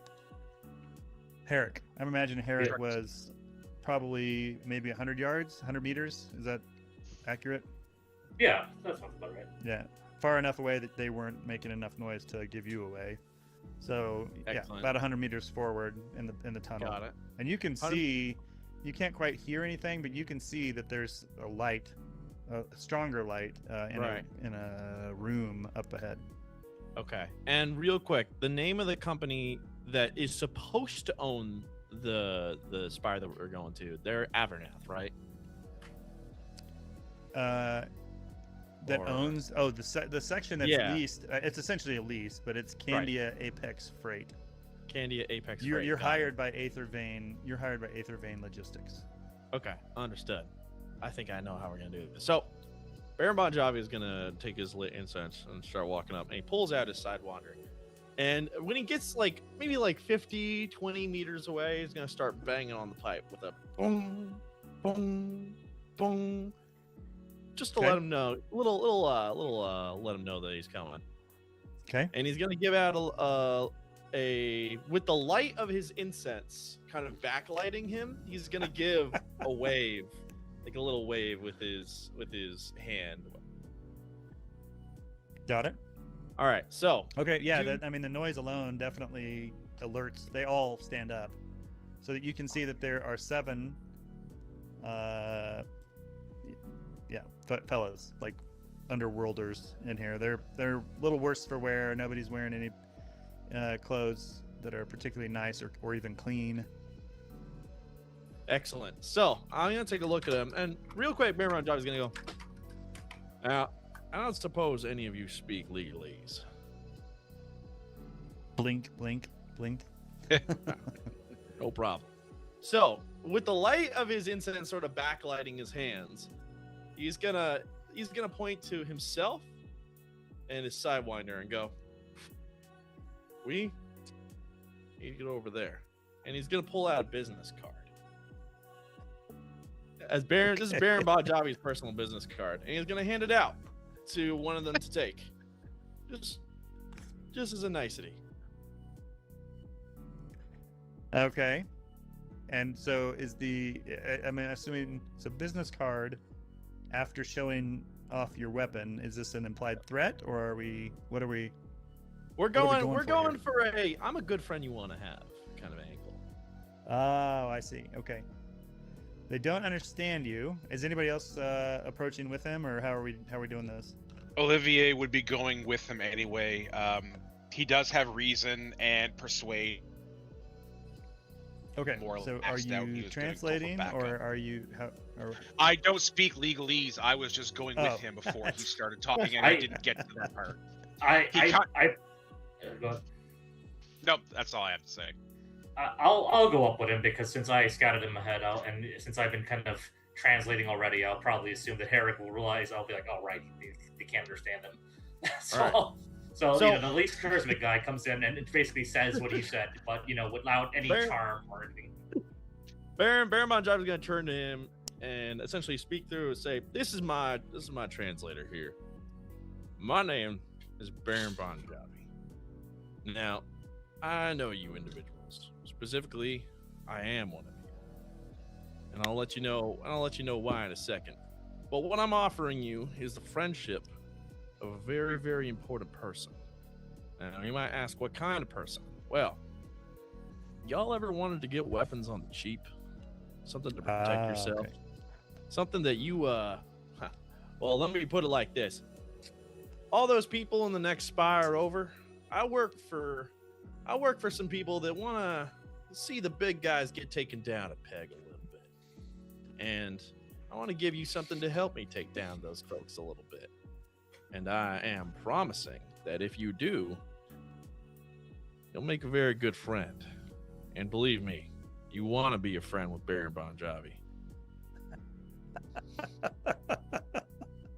Okay, let's do a insight and persuade. Awesome. Oh yeah, this is gonna be fun. Roll 2d20. Oh Hey. yeah, with a target of 14. That's what we like to see. Woo! Yeah, in fact, it was 2. The difficulty was 2 because you're essentially walking out of the dark, talking to these guys about being friends, and you made it. So the guy's like, "Oh yeah, what kind of benefits we get for being a friend of Baron Bon Jovi?" I'm glad you asked. First off, what's your name, mate? Or what's your name, son? My name's Bell. Bell. I like that. I had a good friend named Bell back in the day. He saved me from a real choice situation. All right, Bell. Well, since you ask, I'm offering contacts with one of the best arm dealers on this city. And I'm not talking, and keep in mind, the Baron Bon Jovi guarantee is not you're going to get some second-rate idiot who tries to upsell you on something. No. This is somebody you can, and I mean this, you can trust. Are There's not a lot you of that. talking up Oodle the gun? Damn right I'm shop talking owner? up Oodle, the gun shop owner. This is someone you can trust. I'm also offering you something else. See, all of us here, and I kind of point to the folks by me, we're contractors. We get things done for people who want them to get done. And as it so happens, I like to share the wealth, and I like to share the happiness downwards. And we could use a little bit of muscle. Now, the being friends with Baron Bon Jovi doesn't just get you work, it gets you recognition. it gets you a path upward. And I'm telling you, it's a damn sight better path than what you and I have been through down here. Think about it. This is my business card. Okay. All right. He takes the business card and he's looking at it upside down. He doesn't know how to read it, but he's like, "Oh, look here! There's a bunch of you guys are contractors. You hear that? The contractors. We just happen to be looking for some work. Good. Good. What kind of coincidental is that?" Now we're getting somewhere. All right. Tell me real quick, what kind of skills you guys got? You guys thinkers? You guys fighters? He laughs at himself when you ask about being thinkers. Says we're more of the kineticistic type. He's using all these wrong words. He's trying to talk big. He's using all these wrong words. Well, I like a kineticistic. I see what you're putting down there. Well, tell you what, and your name was Bell, right? Bell? Yeah, that's right. Perfect. Thank you, Bell. All right. Well, I got a little heads up for you, and I'll bring you on for this job right here, actually, if you're looking for work. Mm-hmm. Now, I can't be too generous with the details, as you know, us contractors, you and I, can't be too forthcoming with what things our bosses give us, but I can tell you this. You know that spire that continues going down this way? Well, turns out some of the big wigs in that spire have decided to screw with, well, us little people. And us little people, we put together something to, well, stick it to those big wigs in the spire once, as we specialize in sticking it to big wigs. But here's a problem. All their eyes are going to be on these tunnels. I need their eyes to not be on these tunnels. You catch my drift? I think I'm picking up what you're putting down. Yeah. Perfect. So, I don't necessarily need you to get into danger and start a fight, but I'm certain that individuals like yourself know these parts like the back of your thumb. I want you guys to do whatever you can to. Damn right. Do that. And hey, and by the way, Bill, that's a beautiful thumb. I just want you to know that. And what I'm saying is, I need them to be looking. I want you to use your various skills and your kineticism to make sure they're not looking our way when we come through these down here tunnels. And you see that business card, right, that I gave you? You make that happen, and not only will I make sure that you get a little bit of the profits, I'll make sure that you get more coming down the way. Because if you can prove yourself to me here, I'm going to have more work for you, and it's going to be fun. You catch my drift? Yes. We got this. Stick it to the man. Perfect. All right, so give me let's make this a B3 cost. Okay. So go ahead and roll. Let's do the same roll. Same roll again. So insight and persuade. Okay. So 2d20 or yeah, 2d20. Yep. With a B3, roll so it's going to be a difficulty of 1. Okay. What's All your right. target? Target is 14. Okay. Yeah. So roll 3d6. You got one. You got the success you needed to do it. Sweet. All right. Roll 3d6. Ooh. And it's gonna is low. It's gonna cost. Is low good? That's Yes. pretty good. Yeah. Well. Okay. Yeah. Well- It's the Modifi or 2d20 system has the wonky dice for d6s. So you kind of have to translate it. The 4 is a blank though, so that's good. It's gonna cost you 2 wealth to make this happen. Understood. He's like, yeah, well, me and the boys don't exactly work for free, or we're not working on credit, are we? So you're gonna have to cash up. You're gonna have to cash in a little bit now if you kind of grease the skids, if you know what I mean. No, I wouldn't suggest you to work for free. What do I look like? A businessman? You don't look like one of them one of them sky followers at all. No. No. I'm gonna use one of my momentum to kind of put out my arm and around this guy, and I want to like talk with him a little bit. Now, listen here, you're gonna get paid. Now, I'm gonna be honest with you though. I'm a little guy like you. I can pay you about half that now, and I can pay you half that later. What do you think? You're gonna use your momentum to buy Yep. it down? Yep. Okay, yeah, absolutely. Yep. Yeah, so you use momentum to buy one cost down, and he says, well, he looks at his fellows. What do you think, boys? And they all like, I mean, it's money, period. Let alone half. You know, whether or not it's half, they're all of the opinion that this is money. One in the what's the saying? One in the hands worth two in the bush. So he's like, I think that's a yes. You got yourself a deal, Mr. Bon Jovi. All right. Now that's what I like to hear. And hey, So they all remember, they immediately kind of mobilize. I pull out pipes and wrenches, and none of them have any. They've all got melee weapons of some sort, of some grade 4, grade 5 fashion. perfect. That's all we need. I look at him, I go, all right. And remember, keep the business card. And if you don't know how to contact me using it, that's okay. Ask someone else. Find someone that's got the thinking, you know? You got it, Mr. Bon Jovi. Perfect. I'll make sure that once this job gets done, you get your wire. I kind of wire him. Or how do I pay him now? Do I give him like a Shits on hand. Everyone, even, I mean, you'd have to be almost like an indent to not have some form of electronic payment. So it's Perfect. you essentially Venmo him. Okay, sweet. So I chit him now, and I give him his payment. I'm like, all right, remember, contact me, and if this works, you and I are gonna have a nice, fruitful partnership. Nice to meet you, Bill. I hold out Nice my to hand. meet you too, Mr. Bon Jovi and Mr. Bon Jovi's friends. Perfect.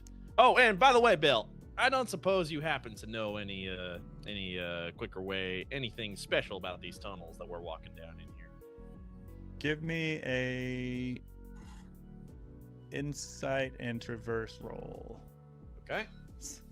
Insight. Ooh, traverse is gonna be rough. So this is just insight. So this whole time I'm just standing by you and translating, and as you're talking with gibberish at him. You're doing a great translation job. I this love is the a- juxtaposition because Bon Jovi is saying it with all this flair in that, and Herrick's is just like deadpanning it the whole Yeah, time. pretty much. You just have this tall. You can bald hear guy. the charisma in the way he's speaking it. Yeah. Like you just have this tall bald guy just hovering over Alright. you and just like being like, yeah. So my target for this was 11. Okay. He says, "Well, yeah. I mean, we go loot their storehouses all the time. I can show you right where they're at." Perfect. This will make both our jobs easier. Wink. He tries to wink back, but blinks both eyes. That's right, son. Sweet. So can we tell anything extra behind where now that we know where their storehouses are at? No. So that single success basically indicated that he does in fact know a way in, but that's about it. Perfect. All right Yeah. then. So you guys, we didn't really cover this much, and I haven't been playing it up to this point. But essentially, 2d20 is supposed to be played in scenes, and so this was a scene. And so you imagine like the Star Wars wipe, and we moved to if you had suffered any edge loss, you would recover it now as we move between scenes. But this next scene opens up. We're in front of actually we're in this storeroom. They had come up under it. They popped up this grate, like a drainage grate, and everybody was able to just climb through. Now you're in this storeroom of Candia, what'd I say? Candia Apex Freight. And so there's like this whole, there's a t-shirt rack with all these, and it says, working for Candia Apex Freight Solutions is great. and it's got KAFS emblazoned on the chest and that sort of thing. And then there's mops and cleaning fluids and all kinds of other stuff in here. So this is essentially a very large storage room.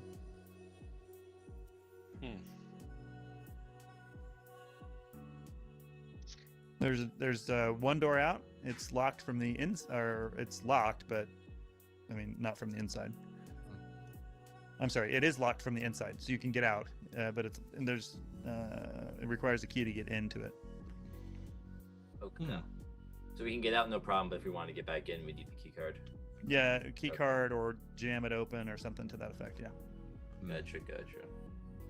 Gotcha. Any air ducts or anything, or is it just? Yeah, there's ventilation system, but it's not big enough to crawl through or anything. Gotcha.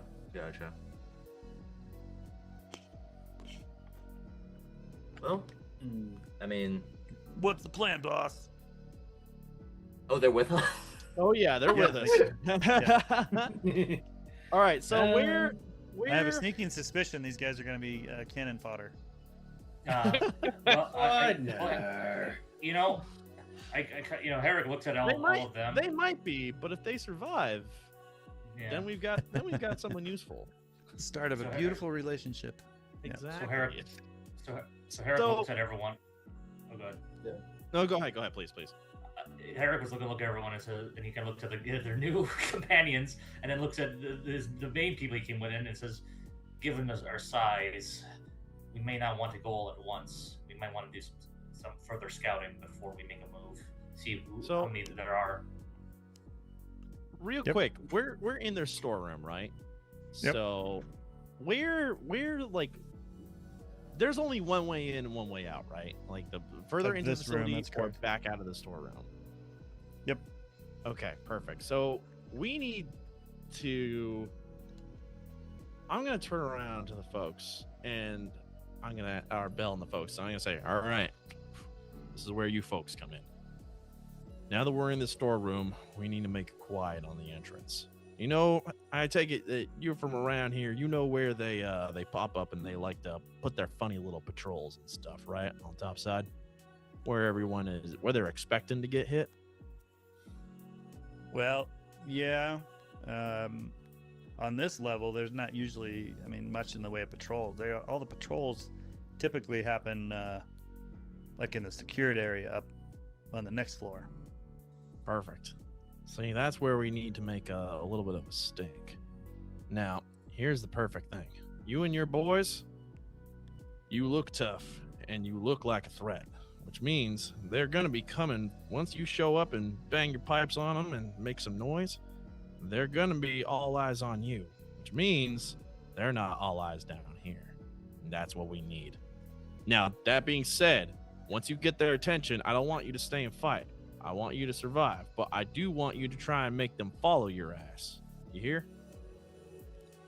Yeah, I think so. Well, if we get killed, we can't get paid, can we?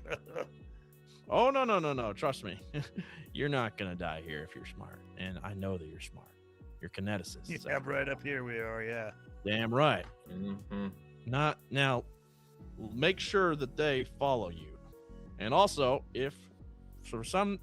real quick, if for any reason that the worst does happen, this doesn't go on track, I want you to tell me, give me a loved one that you care about. Anybody. What's their name? Where can I find them? And I'll make sure Ma Bell, she lives over in the Hablock over in mile or kilometer or so from here. Ma Bell, can you give me an apartment number? Or have you a number? It's 5682. 5682. Understood. Thank you very much. Now listen up here, Bale. If anything should happen to you, I will make sure that the money that gets paid to you gets paid to Ma Bell. Understood? Understood. Yeah, I got you. Well, don't you worry about that, though. We'll be fine. Damn right. All right, Bill. Go make some noise. Oh, yeah. Right now? Right now. We're about to go in. All right, boys. We're going to give it to the man. and he opens up the door, and they all pile out. Woo. And it is from just the doorway that you can see. It opens into a hallway. There's no door opposite or anything like that. It's dark to the left and it's lit to the right. So you're imagining that there's probably, without looking, you imagine there's probably like an open area over there. They all kind of file. All 7 of them file out, and you hear Bell go, "Wow, there they are! Let's get them!" All this gunfire erupts. Perfect. All right, boys. We've got our distraction. Now, it's up to you guys to get us in there. Alright. Jonathan's gonna take one of the KAF shirts off the rack there and Okay. throw that on real quick. Nice. Okay, great. Yeah. Okay. This might help. So we need to get up to where they're keeping their data. Ergoid, you wouldn't happen to know whereabouts that would be in a place like this? You seem to have those schematics rattling around up there. Processing in memory banks. And, Processing. I will double. Processing. So yeah, like since I do have the memory thing, so I have a good idea on like where the best path to sort of like get up to where we gotta go.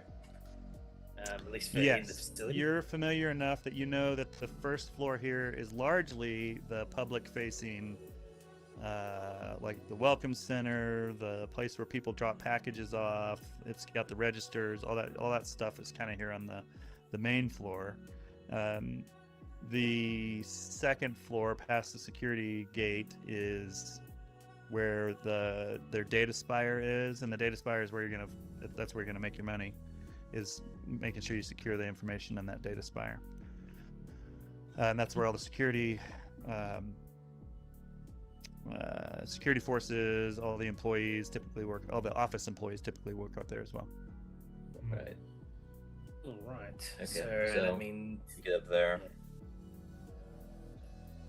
Okay. You said there was like mops and brooms in this? Yep.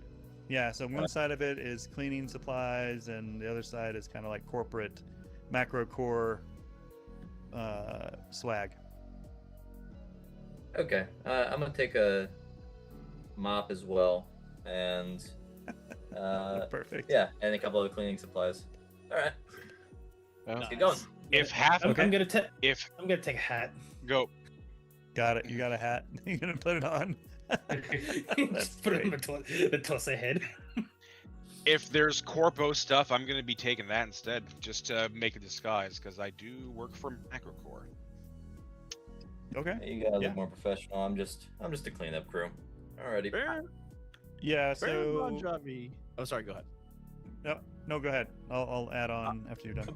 Baron Bon Jovi isn't gonna change a damn thing about the way he's ready. He's got his big jacket on.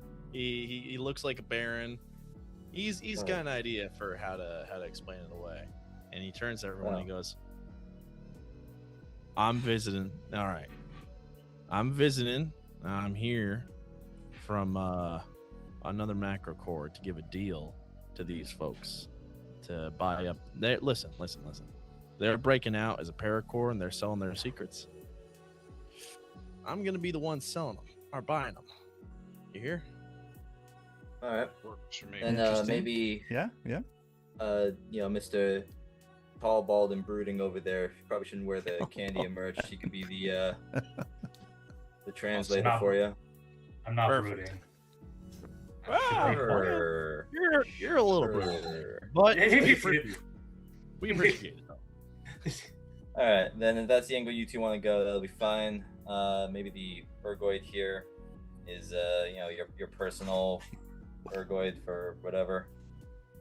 And since I'm the odd man out, I'm just a local janitor. I doubt they know every single person on the cleaning staff. Correct. All right, shall we wheel and deal? The Let's- ergoid yeah, will far we get. slowly put the hat away. I shoot the katanas. Very well. Oh, All right. So how are we egressing from the utility closet? So we probably If try and get out quickly, and we don't want to go the same path that we saw our distraction go. So Sorry. Okay, So, utilizing the ergoid's like floor plan, we could probably find another route up to the second floor, and then from there we just need to find people who hopefully won't shoot us on sight. Okay. Dio is aware of most people use elevators, and then there's some public-facing like stairs. The more ornamental type stairs in the main lobby. He does know of a fire exit set of stairs, but it is across the lobby from where you're at. You know from his internal map that out the door to your left are a couple of restrooms, and then the hallway otherwise ends, and then out to the right is the lobby area where you believe now that your cohorts have probably have met their demise. If I'm going to be disguised as more or less a corpo for this place, I think I should just lead them up the fire escape. Since obviously there's a ruckus in the lobby, we don't want to be walking through there. Okay. Good idea. Remember, you're not a corpo for Candia. You're with whatever corpo Baron's gonna try and finesse his way into.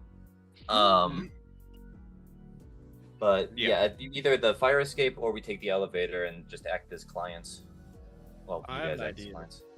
Yeah. Elevator into the elevator in the lobby. Let's act as clients, and I've got an idea for the distraction that we're gonna use. Are we good with that? Sure. Yep. All right. Just letting you know, I'm probably Good. like once we get up there, I'm probably going to take the cleaning supplies and see how far I can get as a janitor. Perfect. Yeah. So works with me. in that vein, are you walking out with everyone, or are you holding back, or are you going first? So we're all going in the elevator together, but I'm just, it's the equivalent of the janitor grabbed the elevator and then these guys showed up, hopped on. Same vein. I'm gonna act like I don't know these guys, but I got a job to do. So I'll probably be moving out at the same time as them, but while they're gonna walk or talk to the nearest representative, I'm just gonna walk like I have a spill to clean up in aisle 7 or something. Like. Sure. All right. Okay, got it. All right, so sounds like Baron Bon Jovi is probably the first out the door, or who's? Yeah, probably Who's going the corpo party would go out first. Yeah, and yeah, check it out yeah. afterwards. So Bon Jovi, Herrick, and Ian, what's your character's name again? I'm sorry. Olivier. Olivier. So yeah, us three. Yay. Oh. All right. So we'll walk out the door. As I mentioned, to the left there's two restrooms, and to the right is a very short, probably maybe 3 meters, 2 or 3 meters, short hallway that opens up into this grand lobby. And from the doorway, you can actually see that the security has barricaded the ornamental stairs that I mentioned earlier, and they've got like tipped over desks and all kinds of stuff that are blocking access to that area. And there's probably 10 security guards that are behind this barricade, this makeshift barricade, looking out towards, you would imagine, the entrance to the building. And in front of them are 7 corpses that apparently tried to charge the barricade and did not make it. 7 of 8 corpses. Because weren't there 8 originally? No, there ended up being 7. Yeah, I Okay. said 7 or 8 when you were. So I bad. turned to everybody and I go, looks like I'll be paying Mom Bill a call. Thank you, Bill. So, I walk out, and I'm like, my arms are kind of raised at these. I was gonna say they immediately train on you. Go ahead. Oh yeah. What? And I go, what the hell is up with your security around here? Do you guys have any idea how ridiculous this looks? Look at that. Look at that. Look, why the hell were these 7 folks allowed to come rushing at you guys and y'all are back behind barricades? Really? I shouldn't even be making this purchase now. I have half a mind to turn out of here. Are we going for an intimidate? Is that Yeah, what we're going for an intimidate. I'm thinking of will Okay. and intimidate to show to really like put the wheels till I'm like, you idiots.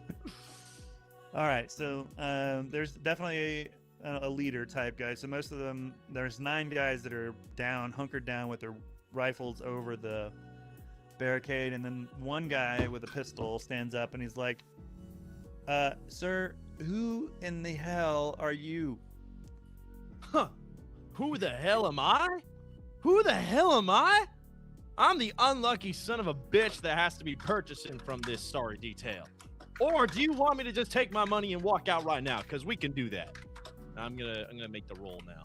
Yeah, go ahead. It's gonna be a difficulty. Oh, you're speaking in I'm- legalese as well. All right, so is this being translated? Yep. Yeah, I'm kind of, after he kind of yells it, I kind of translate for him, Okay. All right. So Herrick is like deadpanning while the Baron is very animated. Very, very, very He's pissed going, off looking. Who the hell am I? Who the hell am I? Yeah. Would I be able to roll support for that after he rolls? Yes, I was gonna say. Okay. So it's gonna be difficulty 3. So it's gonna be Rolling. seriously difficult test. With a will plus or intimidate, that is a 15 target. Yep, that part's fine. So before you roll, though, I just want to reiterate that you can purchase momentum if you want from me for exposure points. Okay, gotcha. Oh, If you feel like you're not gonna have enough dice, because it's gonna be 3. You need 3 successes to Because I he think rolled pull off this con. I think we pulled it off. I think we pull it Oh, off. you already rolled. Because I was rolling his backup because I'm his corpo handler kind of thing. And we got 2 successes Son of a from. gun, you did, yeah. Yeah. 4, Holy 6, shit. and 5. Oh, God. Okay, he's All like, right. well, sir, let's not be hasty. Let's not be hasty. And he puts his hand to his earpiece, and he's like, we are expecting you. I apologize. My cleaning detail, and he points to the janitor, and he's like, get this cleaned up right now. My cleaning detail has not yet been able to clean this mess up. I apologize for the ichor. Yeah, I can see a whole lot of ichor riding around. Damn, Jesus. Listen, there's a whole lot of mess that you boys made up. I want to make sure that janitor of yours, treat him damn well. He's doing a big job. And if this is going to be the case of how it looks like from now on, you guys are going to be working for me, working for this purchase, I better see a damn slight improvement in your killing tactics. You hear? Yes, he fumbles all over himself. He's like, yes, sir, absolutely. Get the elevator. And he points All to right. he smacks one of his soldiers or security guards in the head. As they're scurrying for the elevator, I just give the officer a very disappointed look and just shake my head slowly at him. All right. right. He does look a little downcast. 3 successes is pretty huge. So he's like, we'll get it fixed. We'll clean it up. I can't Okay. believe that one. So the elevator, I can't either. So the elevator doors open up, and with a ding, and you hear some Ipanema, the girl from Ipanema elevator music coming out, and Alright. yeah. We all make it on Please, sir, after you, head on up. The management Thank will you. no doubt meet you at the elevator entrance. Thank you. And hey, I kind of go to the side where the officer is looking at it, and I say, listen here. That wasn't a great showing, but I also understand you're a man doing his job. I need to make that look convincing for all your guard detail to make it look like they know who's coming in. You and me, let's have a chat later on. You're looking for, I think I can teach you a thing or two if this purchase goes through. All right? You're pushing your luck. Okay, yeah. Yes. He's like, yes, sir. That would be fine, sir. Good. Yes, absolutely. Good. Thank you. All right. I go in. I refuse to push the luck any further. Yeah. We're gonna- Yeah. All right. Okay. All right. Yeah. I mean, they don't even escort you or anything. The elevator door. Does the janitor go into the elevator? Actually, yes. In fact, he was waiting by the elevator for it to be called while they were Okay. having their conversation. So yeah, Baron Banjavi distracts the captain enough so that he doesn't notice, because he was trying to get you to clean it up, but he distracts him enough on that final conversation that you sneak into the elevator, no problem. All right, so it goes up to the second floor. It's the floors here are fairly significant because of the size of the structure. It wasn't originally intended for this. They converted it into a building. So it takes probably 15 seconds or so to get up there. Doors open up, and there's a managerial type female standing there in a nice 3-piece suit, got a tie on and short blonde hair, and she's got a data pad in her hand. She's like, "It's very nice to meet you, Mr." I turn my glasses down. You know who I am. Jesus. All right. Roll me a let's do will and persuade again. So this would be a deceive if you've got deceive. Sounds good.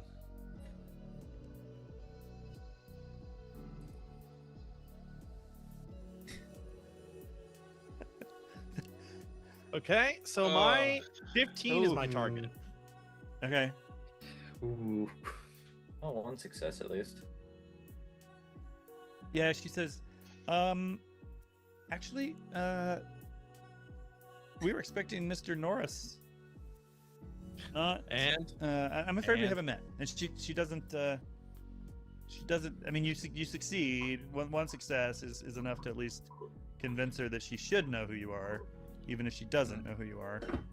But she said Mr. Norris was on the agenda from Foundry. Yep, that's damn right. Mr. Norris is on the agenda. And you want to know why he sent me? It's to make sure if this operation you got going here is on the up and up. Do you know what I just walked in on downstairs? I get really close to her and I say, "You know what I just walked in on downstairs?" It seemed as though we had a slight disturbance, but our security seemed to be more than up for the task. Yes. A slight disturbance. 7 people, if you can call them that, rushed directly into the lobby and started causing trouble. They should never have gotten that far. Do you know why Mr. Norris sent me? Was to specifically tell me about things like this. Okay. I'll be adding it to my notes for the report for him. Oh, and we will certainly make note of that as well, Mr. Call me the Baron. Mr. the Baron. We will definitely make note of that. Thank you. All right. So, real quick, our main goal for getting in here, remind me what it is. We have 2 main goals, if I remember correctly. Okay. Sorry. If you want to explain that, I'm sorry. No, it's fine. Go ahead. Okay. We were supposed to secure the primary data core and make sure that no data is lost or transmitted out of the site. And then we have to hold the annex until Aether Vein asset recovery gets there. Okay. Perfect. Yeah. All right. Now, there's a couple... Now, what you got on that itinerary there for Mrs. Mrs. O'Neill. O'Neill. Well, first off, it's nice to meet you, Mrs. O'Neill, and I'm sorry about that unpleasantness earlier. We had to get that out of the way. What you got on that list for me? She outlines, she says, well, for Mr. Norris, we had scheduled a tour of the facility, and then we had some meetings scheduled later this afternoon that were going to involve the negotiation and the price of the data that we discussed. Understood. That sounds about right. I'm going to take a tour of this facility, and then I'm going to message Mr. Norris. Now, once we've got every idea that everything's on the up and up, and that security is on the up and up, then we'll call Mr. Norris. Okay. Well, yes, that sounds fine. And Perfect. she snaps her fingers, and this intern kid comes running up, and he says, Mrs. O'Neill says, show them on the tour. Take them on the tour right now. And this guy Bill, he's intern Bill. He says, okay, all right, gentlemen, right this way. And she looks and she says, are all of these folks with you? Is everyone with you? All of them are with me. I'll introduce you here. I'm sorry about that, Mrs. O'Neill. This right here is my translator. Who translates out. This right here is my translator. Excellent. She speaks legalese. Oh, she speaks. This right here is my translator. As you know, not everyone speaks legalese, and well, no, such a bother. Huge bother. So, for the times when I need someone to speak Interlex, because frankly I don't care to speak Interlex, I have my translator here talking about it. Mm-hmm. And then I turn to my air guard, and this right here is the affectionately named Iron Man. Now, he's been all over the place, but nowadays he serves me. And well, she barely gives him a glance. exactly. Barely gives you a glance. Mm-hmm. Perfect. And And the janitor? The janitor, well, I'm gonna be honest, I took a liking to him down there when that little mess was happening. That little mess was happening. He was the only person to jump in, and one, made an excellent job of starting on the cleaning, and two, he actually made a deal of looking through the pockets of all these people to see if he could tell what the heck they were coming in for. I think you should give this man a promotion. Certainly. I will definitely consider that. And I'm sure he's very busy. Probably needs to get back to his duties. So Yes. If you excuse me, as he starts making his way through. Sorry. All right. Apparently You'll be there's good some mess now. up in the command center. Yeah. I turn to him. You be good now. You hear? I got my eyes on you. He'll give a smile, and then as he looks over at Miss O'Neill, he outside of their outside the rest of you of the party, just does a little like eye roll thing, like, oh, can you believe it? As he starts making his way through the facility, going for the the communications hub area. Yeah, right. Okay. She gives this like confused, perplexed eyebrow look real quick as the janitor walks off, but then is like, oh, quickly recovers and okay, please go with Bill here, and he will show you around, and I will answer any questions when you get back. So Bill very much. Says, right this way, gentlemen. All right, I put my arm around Bill. All righty, Bill, let's go on this journey together. Does Bill speak legalese? Barely. He has Barely. He has some he knows some phrases and can find his way to the bathroom. So I'll go on the other side of him and put my arm and, just completely still deadpanning. Yeah. Like, kind of... Just both arms walking down like Mary Poppins.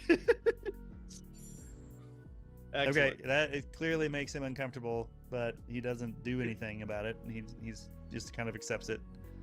All right, right this way. What would you like to see first? This is the break room. We have toast every morning. Is it? Now, be honest with me here. Is the toast good? It's Bursterang original. No. I didn't ask who made the toast, son. I said, is the toast good? It can be a little dry. He's starting to sweat a little bit. I put my I give him a pat and I go, thank you. That's exactly the kind of information that I need to know. Olivier has an involuntary tick when he hears Bertrand get criticized. So I talked to Bill a little bit as we're going through on our tour. I go, so Bill, I had a friend that had a name a lot like yours. Good man. He died on the front lines. He was well, I think about him every day, honestly. So Bill, how'd you find yourself in this company right here? Well, I applied for a job after finishing school and was picked up, and They're not even paying me to be here. They're not paying. I'm sorry. Well, I like take out my glass a little bit. They're not paying you to be here. No, They're paying it's an you unpaid experience. internship. I'm still So- living with my parents. I look at it and I go, so you're telling me that not only is their security not up to snuff, but they're also not paying their people? Well, I mean, they're not paying me. I think Miss O'Neill is getting paid. Yeah, of course she is. I don't even know what's going on. There's guns everywhere downstairs. All right. Listen here. I'm gonna let you in. As we're walking, I'm gonna let you in on a little secret. We're not only here to buy that data core, we're here to make sure that everything is on the up and up here. And I have the sneaking suspicion that things are not on the up and up. Now, I'm gonna let you know, you're not being paid currently. But how would you like to be? And not only that, how would you like not an internship? That would be amazing. All right. Keep walking with me. Now, Sure. here's what we All need right, to do. let's switch over to Ian real quick. Oh yes, good. Not Where are you off to? You're heading right I towards would- comms. It was You're rebels going to comms. I'm Yes. with. Oh, is it Baron. Rebel? I'm sorry, Rebel. all good, all good. Yeah, I was just heading up to the like their communications area, where I would assume would be where they're either transmitting data if they were going to, and also just where we'll probably have to call an Aether Vein when we get to that point. Yeah. Okay. You get to a security door. It is both keypadded and looks like it has a swipe, like a swipe card capability, but it also has a keypad. Is there any personnel But guarding it the is door? It is the comm area. Say that again. Is there any personnel guarding the door? No, not here. Okay.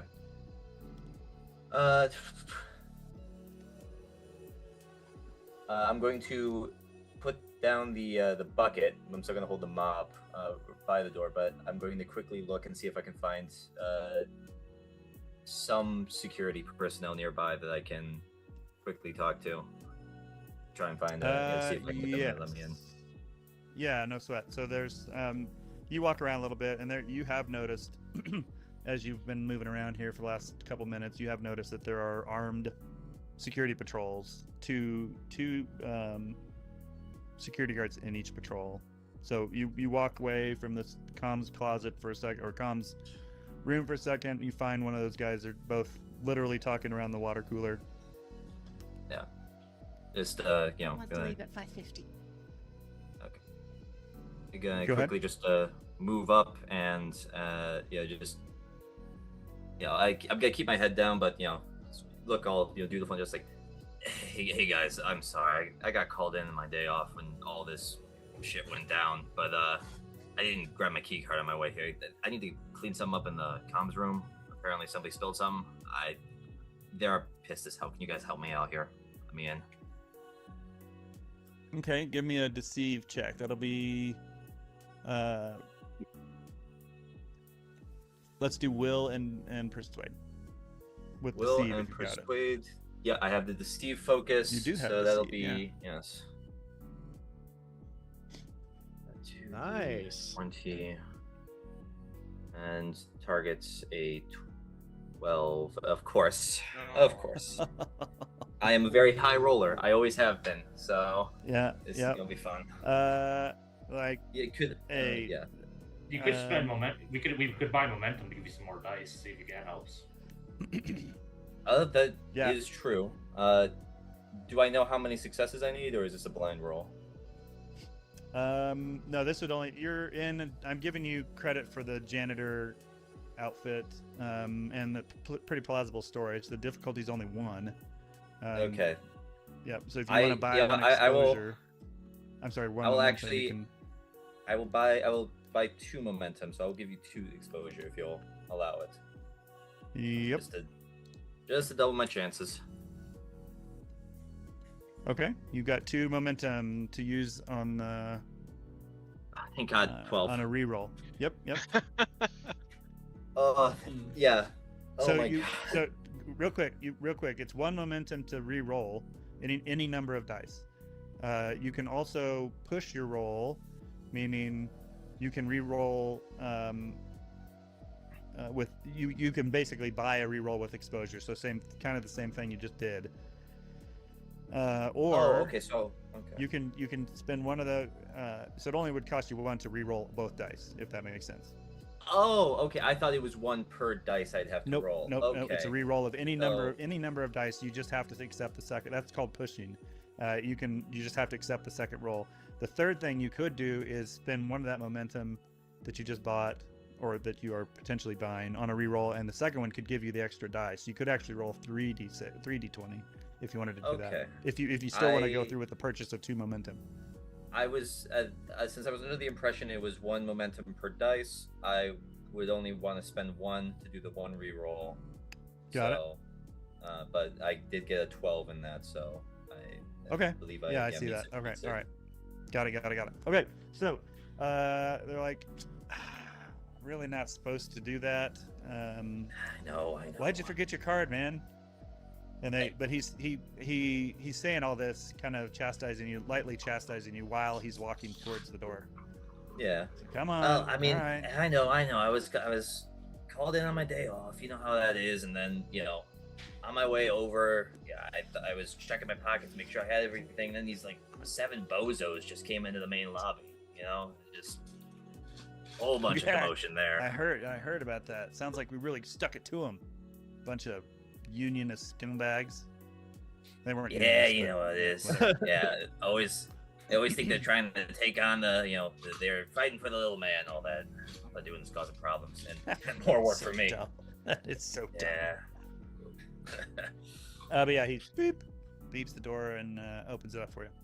All right, I pick up the bucket and just give him a brisk nod and move on in. And okay. And I'll take a look at what we got in there. All right, so this is actually like an operations center. It's there's row upon row of logic cores. You go up 3 or 4 steps. You assume that's over all the cabling. That's probably underneath all the logic cores that are in here. And you do see a glass, I guess, supervisor area in the back of the room. And then beyond that, you probably from talking with Dio earlier, that behind that is where the data spire's at. But there's only a couple of people in here. There's seats for probably 30 people, but there's maybe 5. There's probably 5 folks in here. 4 in the ops center itself, and then 1 back in the glass in the fishbowl. Okay, all right.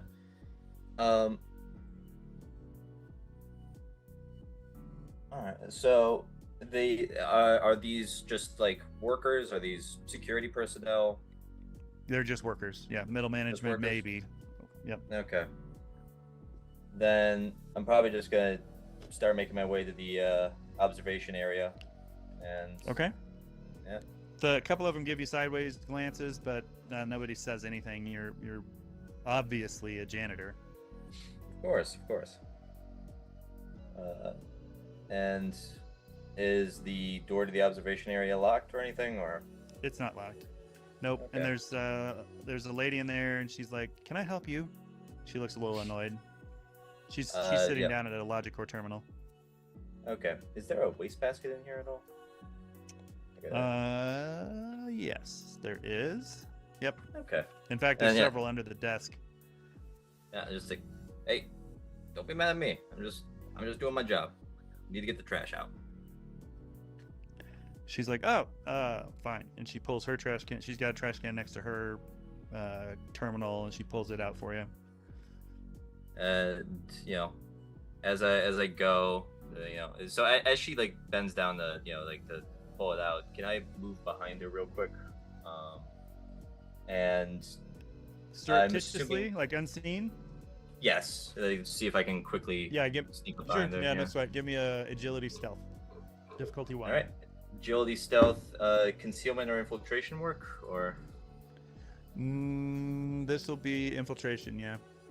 Okay, and that focus applies, but doesn't matter because. Oh wait, a 7. So 1 success. I had to meet a 13, and I got it. Yep, difficulty 1. Yeah, so you slip in behind her. She's reaching down to get her trash can out. then I think I'll just I think I'll take the garrote and try and use the quickly take her out. Bring her down behind the console so nobody sees, and just quickly do it. Yeah. So you all right. So you go out there with your piano wire. I won't even make you roll for it. She's just a middle management, nothing. So you grab her, you pull her off the chair, pull her down, and there's this comedic camera moment, if this were a movie, where her feet kind of kick up a little bit over the desk. And nobody seems to notice though, and she quickly succumbs. All right, then I'm going to quickly looking over the console she's at. Can I see what she was doing? And I'm assuming this console has admin access. It does, yes, and it appears as though she was drafting up an email to quit. Ooh. Oh. Oh man. Well, That's what it is what it is. Yeah, but I think I'll probably sit down and get ready to start messing with whatever systems I can mess with. But I think we're yeah. So I'm just gonna get back behind the desk and see what I can finagle with while the others are doing the tour.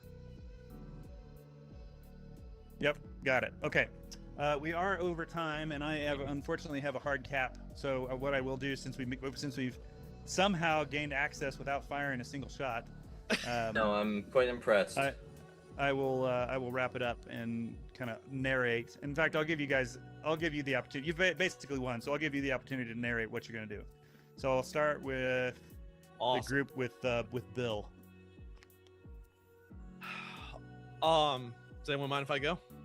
Yeah, take it away there. Hey, Just Perfect. Halo Start Sammy talking- says, finish drafting the email. Finish yeah. the email draft. You're right. Yeah. You know what? It's what you would have wanted. I talked Go ahead. to Bill and I go, all right, here's what I need to know. We're about to be doing a change in the guard here. The second we buy that data core, there's going to be a change in the guard because we're going to buy the whole facility too. I need to make now a lot of these security folks, they're going to wonder why their guns have been they're not going to be able to, they're going to have problems with this, I assume. I mean, they're still going to be being paid, of course, but these kind of things always do. So can you show us where the armory is so that we can lock it down and make sure this is a safe transition? The armory. Yep. Yeah, it's back the other direction. So yeah, he takes you there. Sure. Perfect. Thank you kindly. And Bill, right? That's right. Yeah. All right, Bill, I'm going to tell you something. In the case that we can't, and this company takeover goes a little bit rough, I'm going to give you a recommendation. I want you to clock out. Sure. Yeah. I want you to clock out early for today. Use one of your sick days. And I'm going to give you a number that you can use to get some more work from me and my company in the future. Okay? Listen to me. This is not a recommendation you want to ignore. And I give him a second business card that does not have Baron Bon Jovi on it, but simply has the Baron on it. Thank you, Mr. the Baron. Okay. Perfect. You All understand? right. Yeah. So he says, I'm gonna do it. I'll Vizzy tell you as soon as I get home. Good. Now get out of here. Oh, and Thank you, one more Mr. the thing. Baron.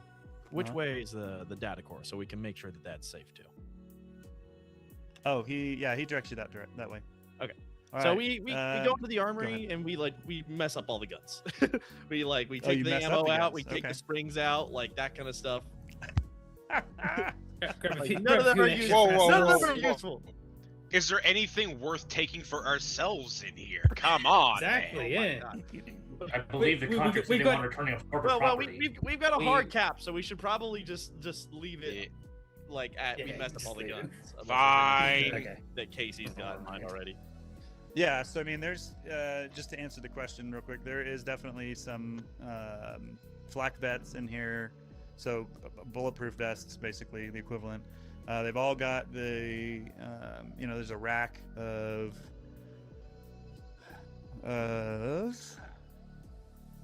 8 Axe 98s, the Chalak, this very standard issue security rifle. There's a rack of pistols as well. So there's quite a bit in here actually.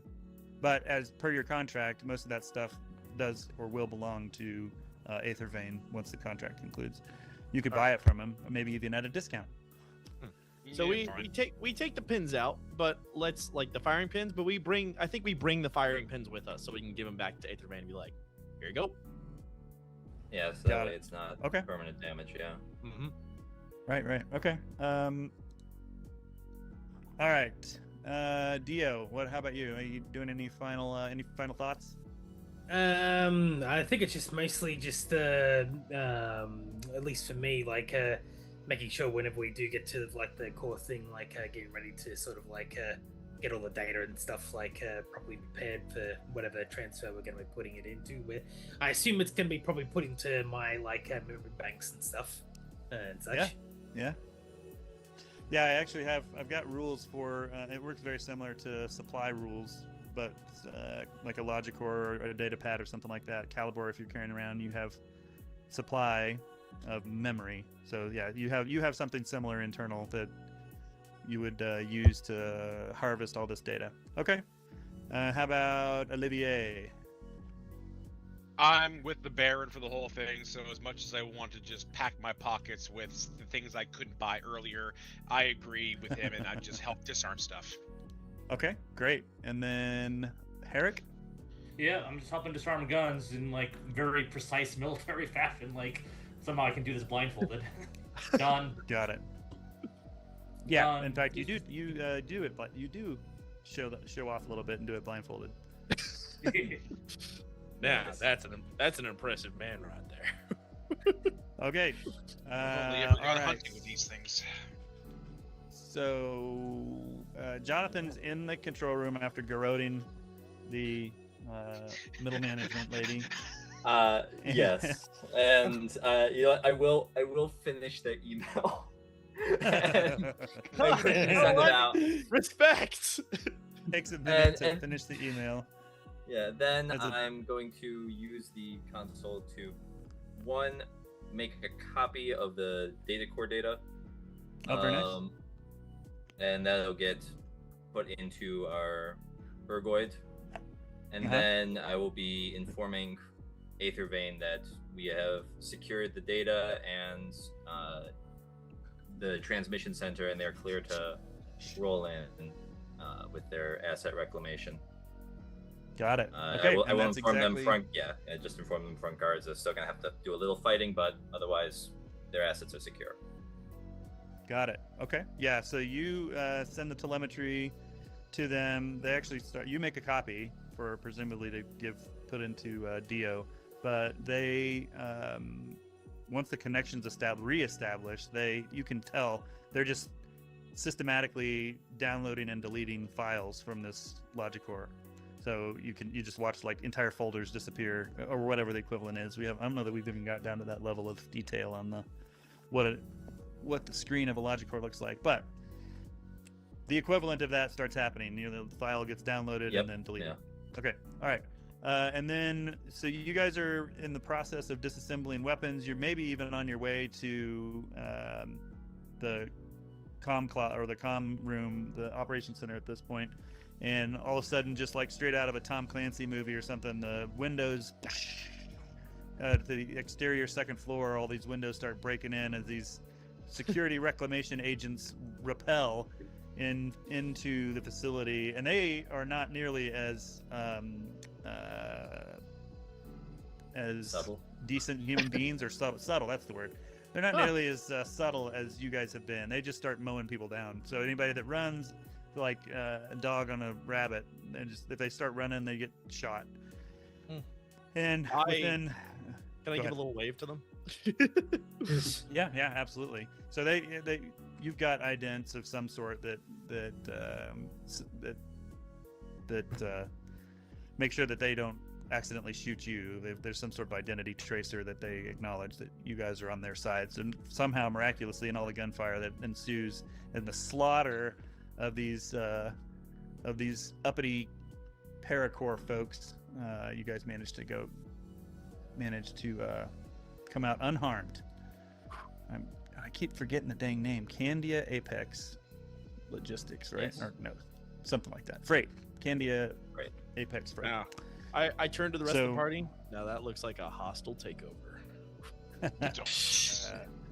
And that's where the scene actually closes. That the curtains drop after that one-liner. And you find out in the news, in your news feed later, that Candia Apex has been permanently closed. And God dang it, I've got like 27 files open, so I keep having to fuddle through for names. Aether Vein Logistics. And Aether Vein Logistics completely absorbs the paracore over the next couple weeks. Yeah. So Perfect. Congratulations. I did not expect that to go with with no bullets fired. That was pretty impressive. Considering our sometimes early Black Trench Coat run. Yeah, sometimes Black Trench Coat runs just go through smoothly. Charisma is the truest superpower anyone can have in life.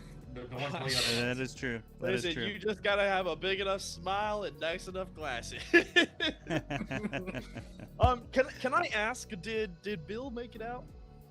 Yes, he did. Do I receive a message from Bill after?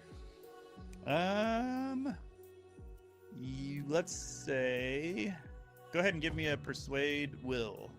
It turns out he's working at Oodles now. You got it. He's become Oodles' new shop assistant. 20. Okay, my target is 15 for persuade will. Yep, he definitely does.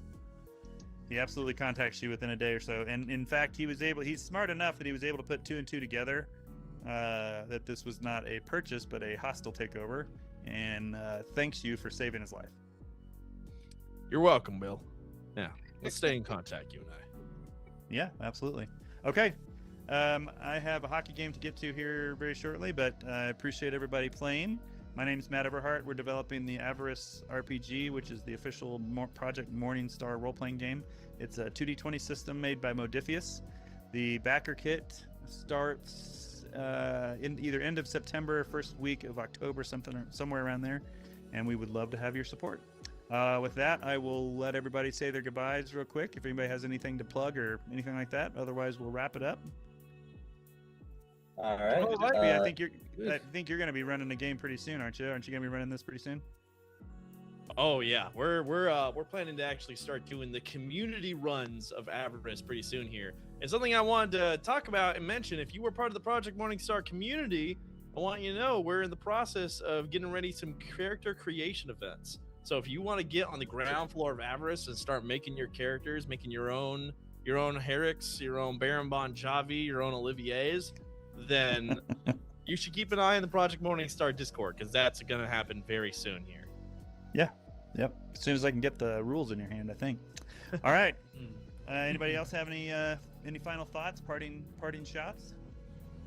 Just wanted to say thank you, Matt, for organizing this and being our auditor for this little excursion. And I wanted to thank all the other players here for bringing these wonderful personalities to life and this amazing little expedition we went on. I absolutely loved every second of it. Great. It was great. Good. This was an absolute blast. I'm definitely excited to run more Avarice in the future. I'm going to have to put a whole nother section in here about, hey, if the party decides to go in with charisma, do this. Yeah. Sorry. No, it's great. It was fine. It kept me on my toes. That's good. It was good. All All right, folks. I think that'll wrap it up for today. Thank you for tuning in, and we'll catch you on the next one. Yeah. See you guys. See you next time.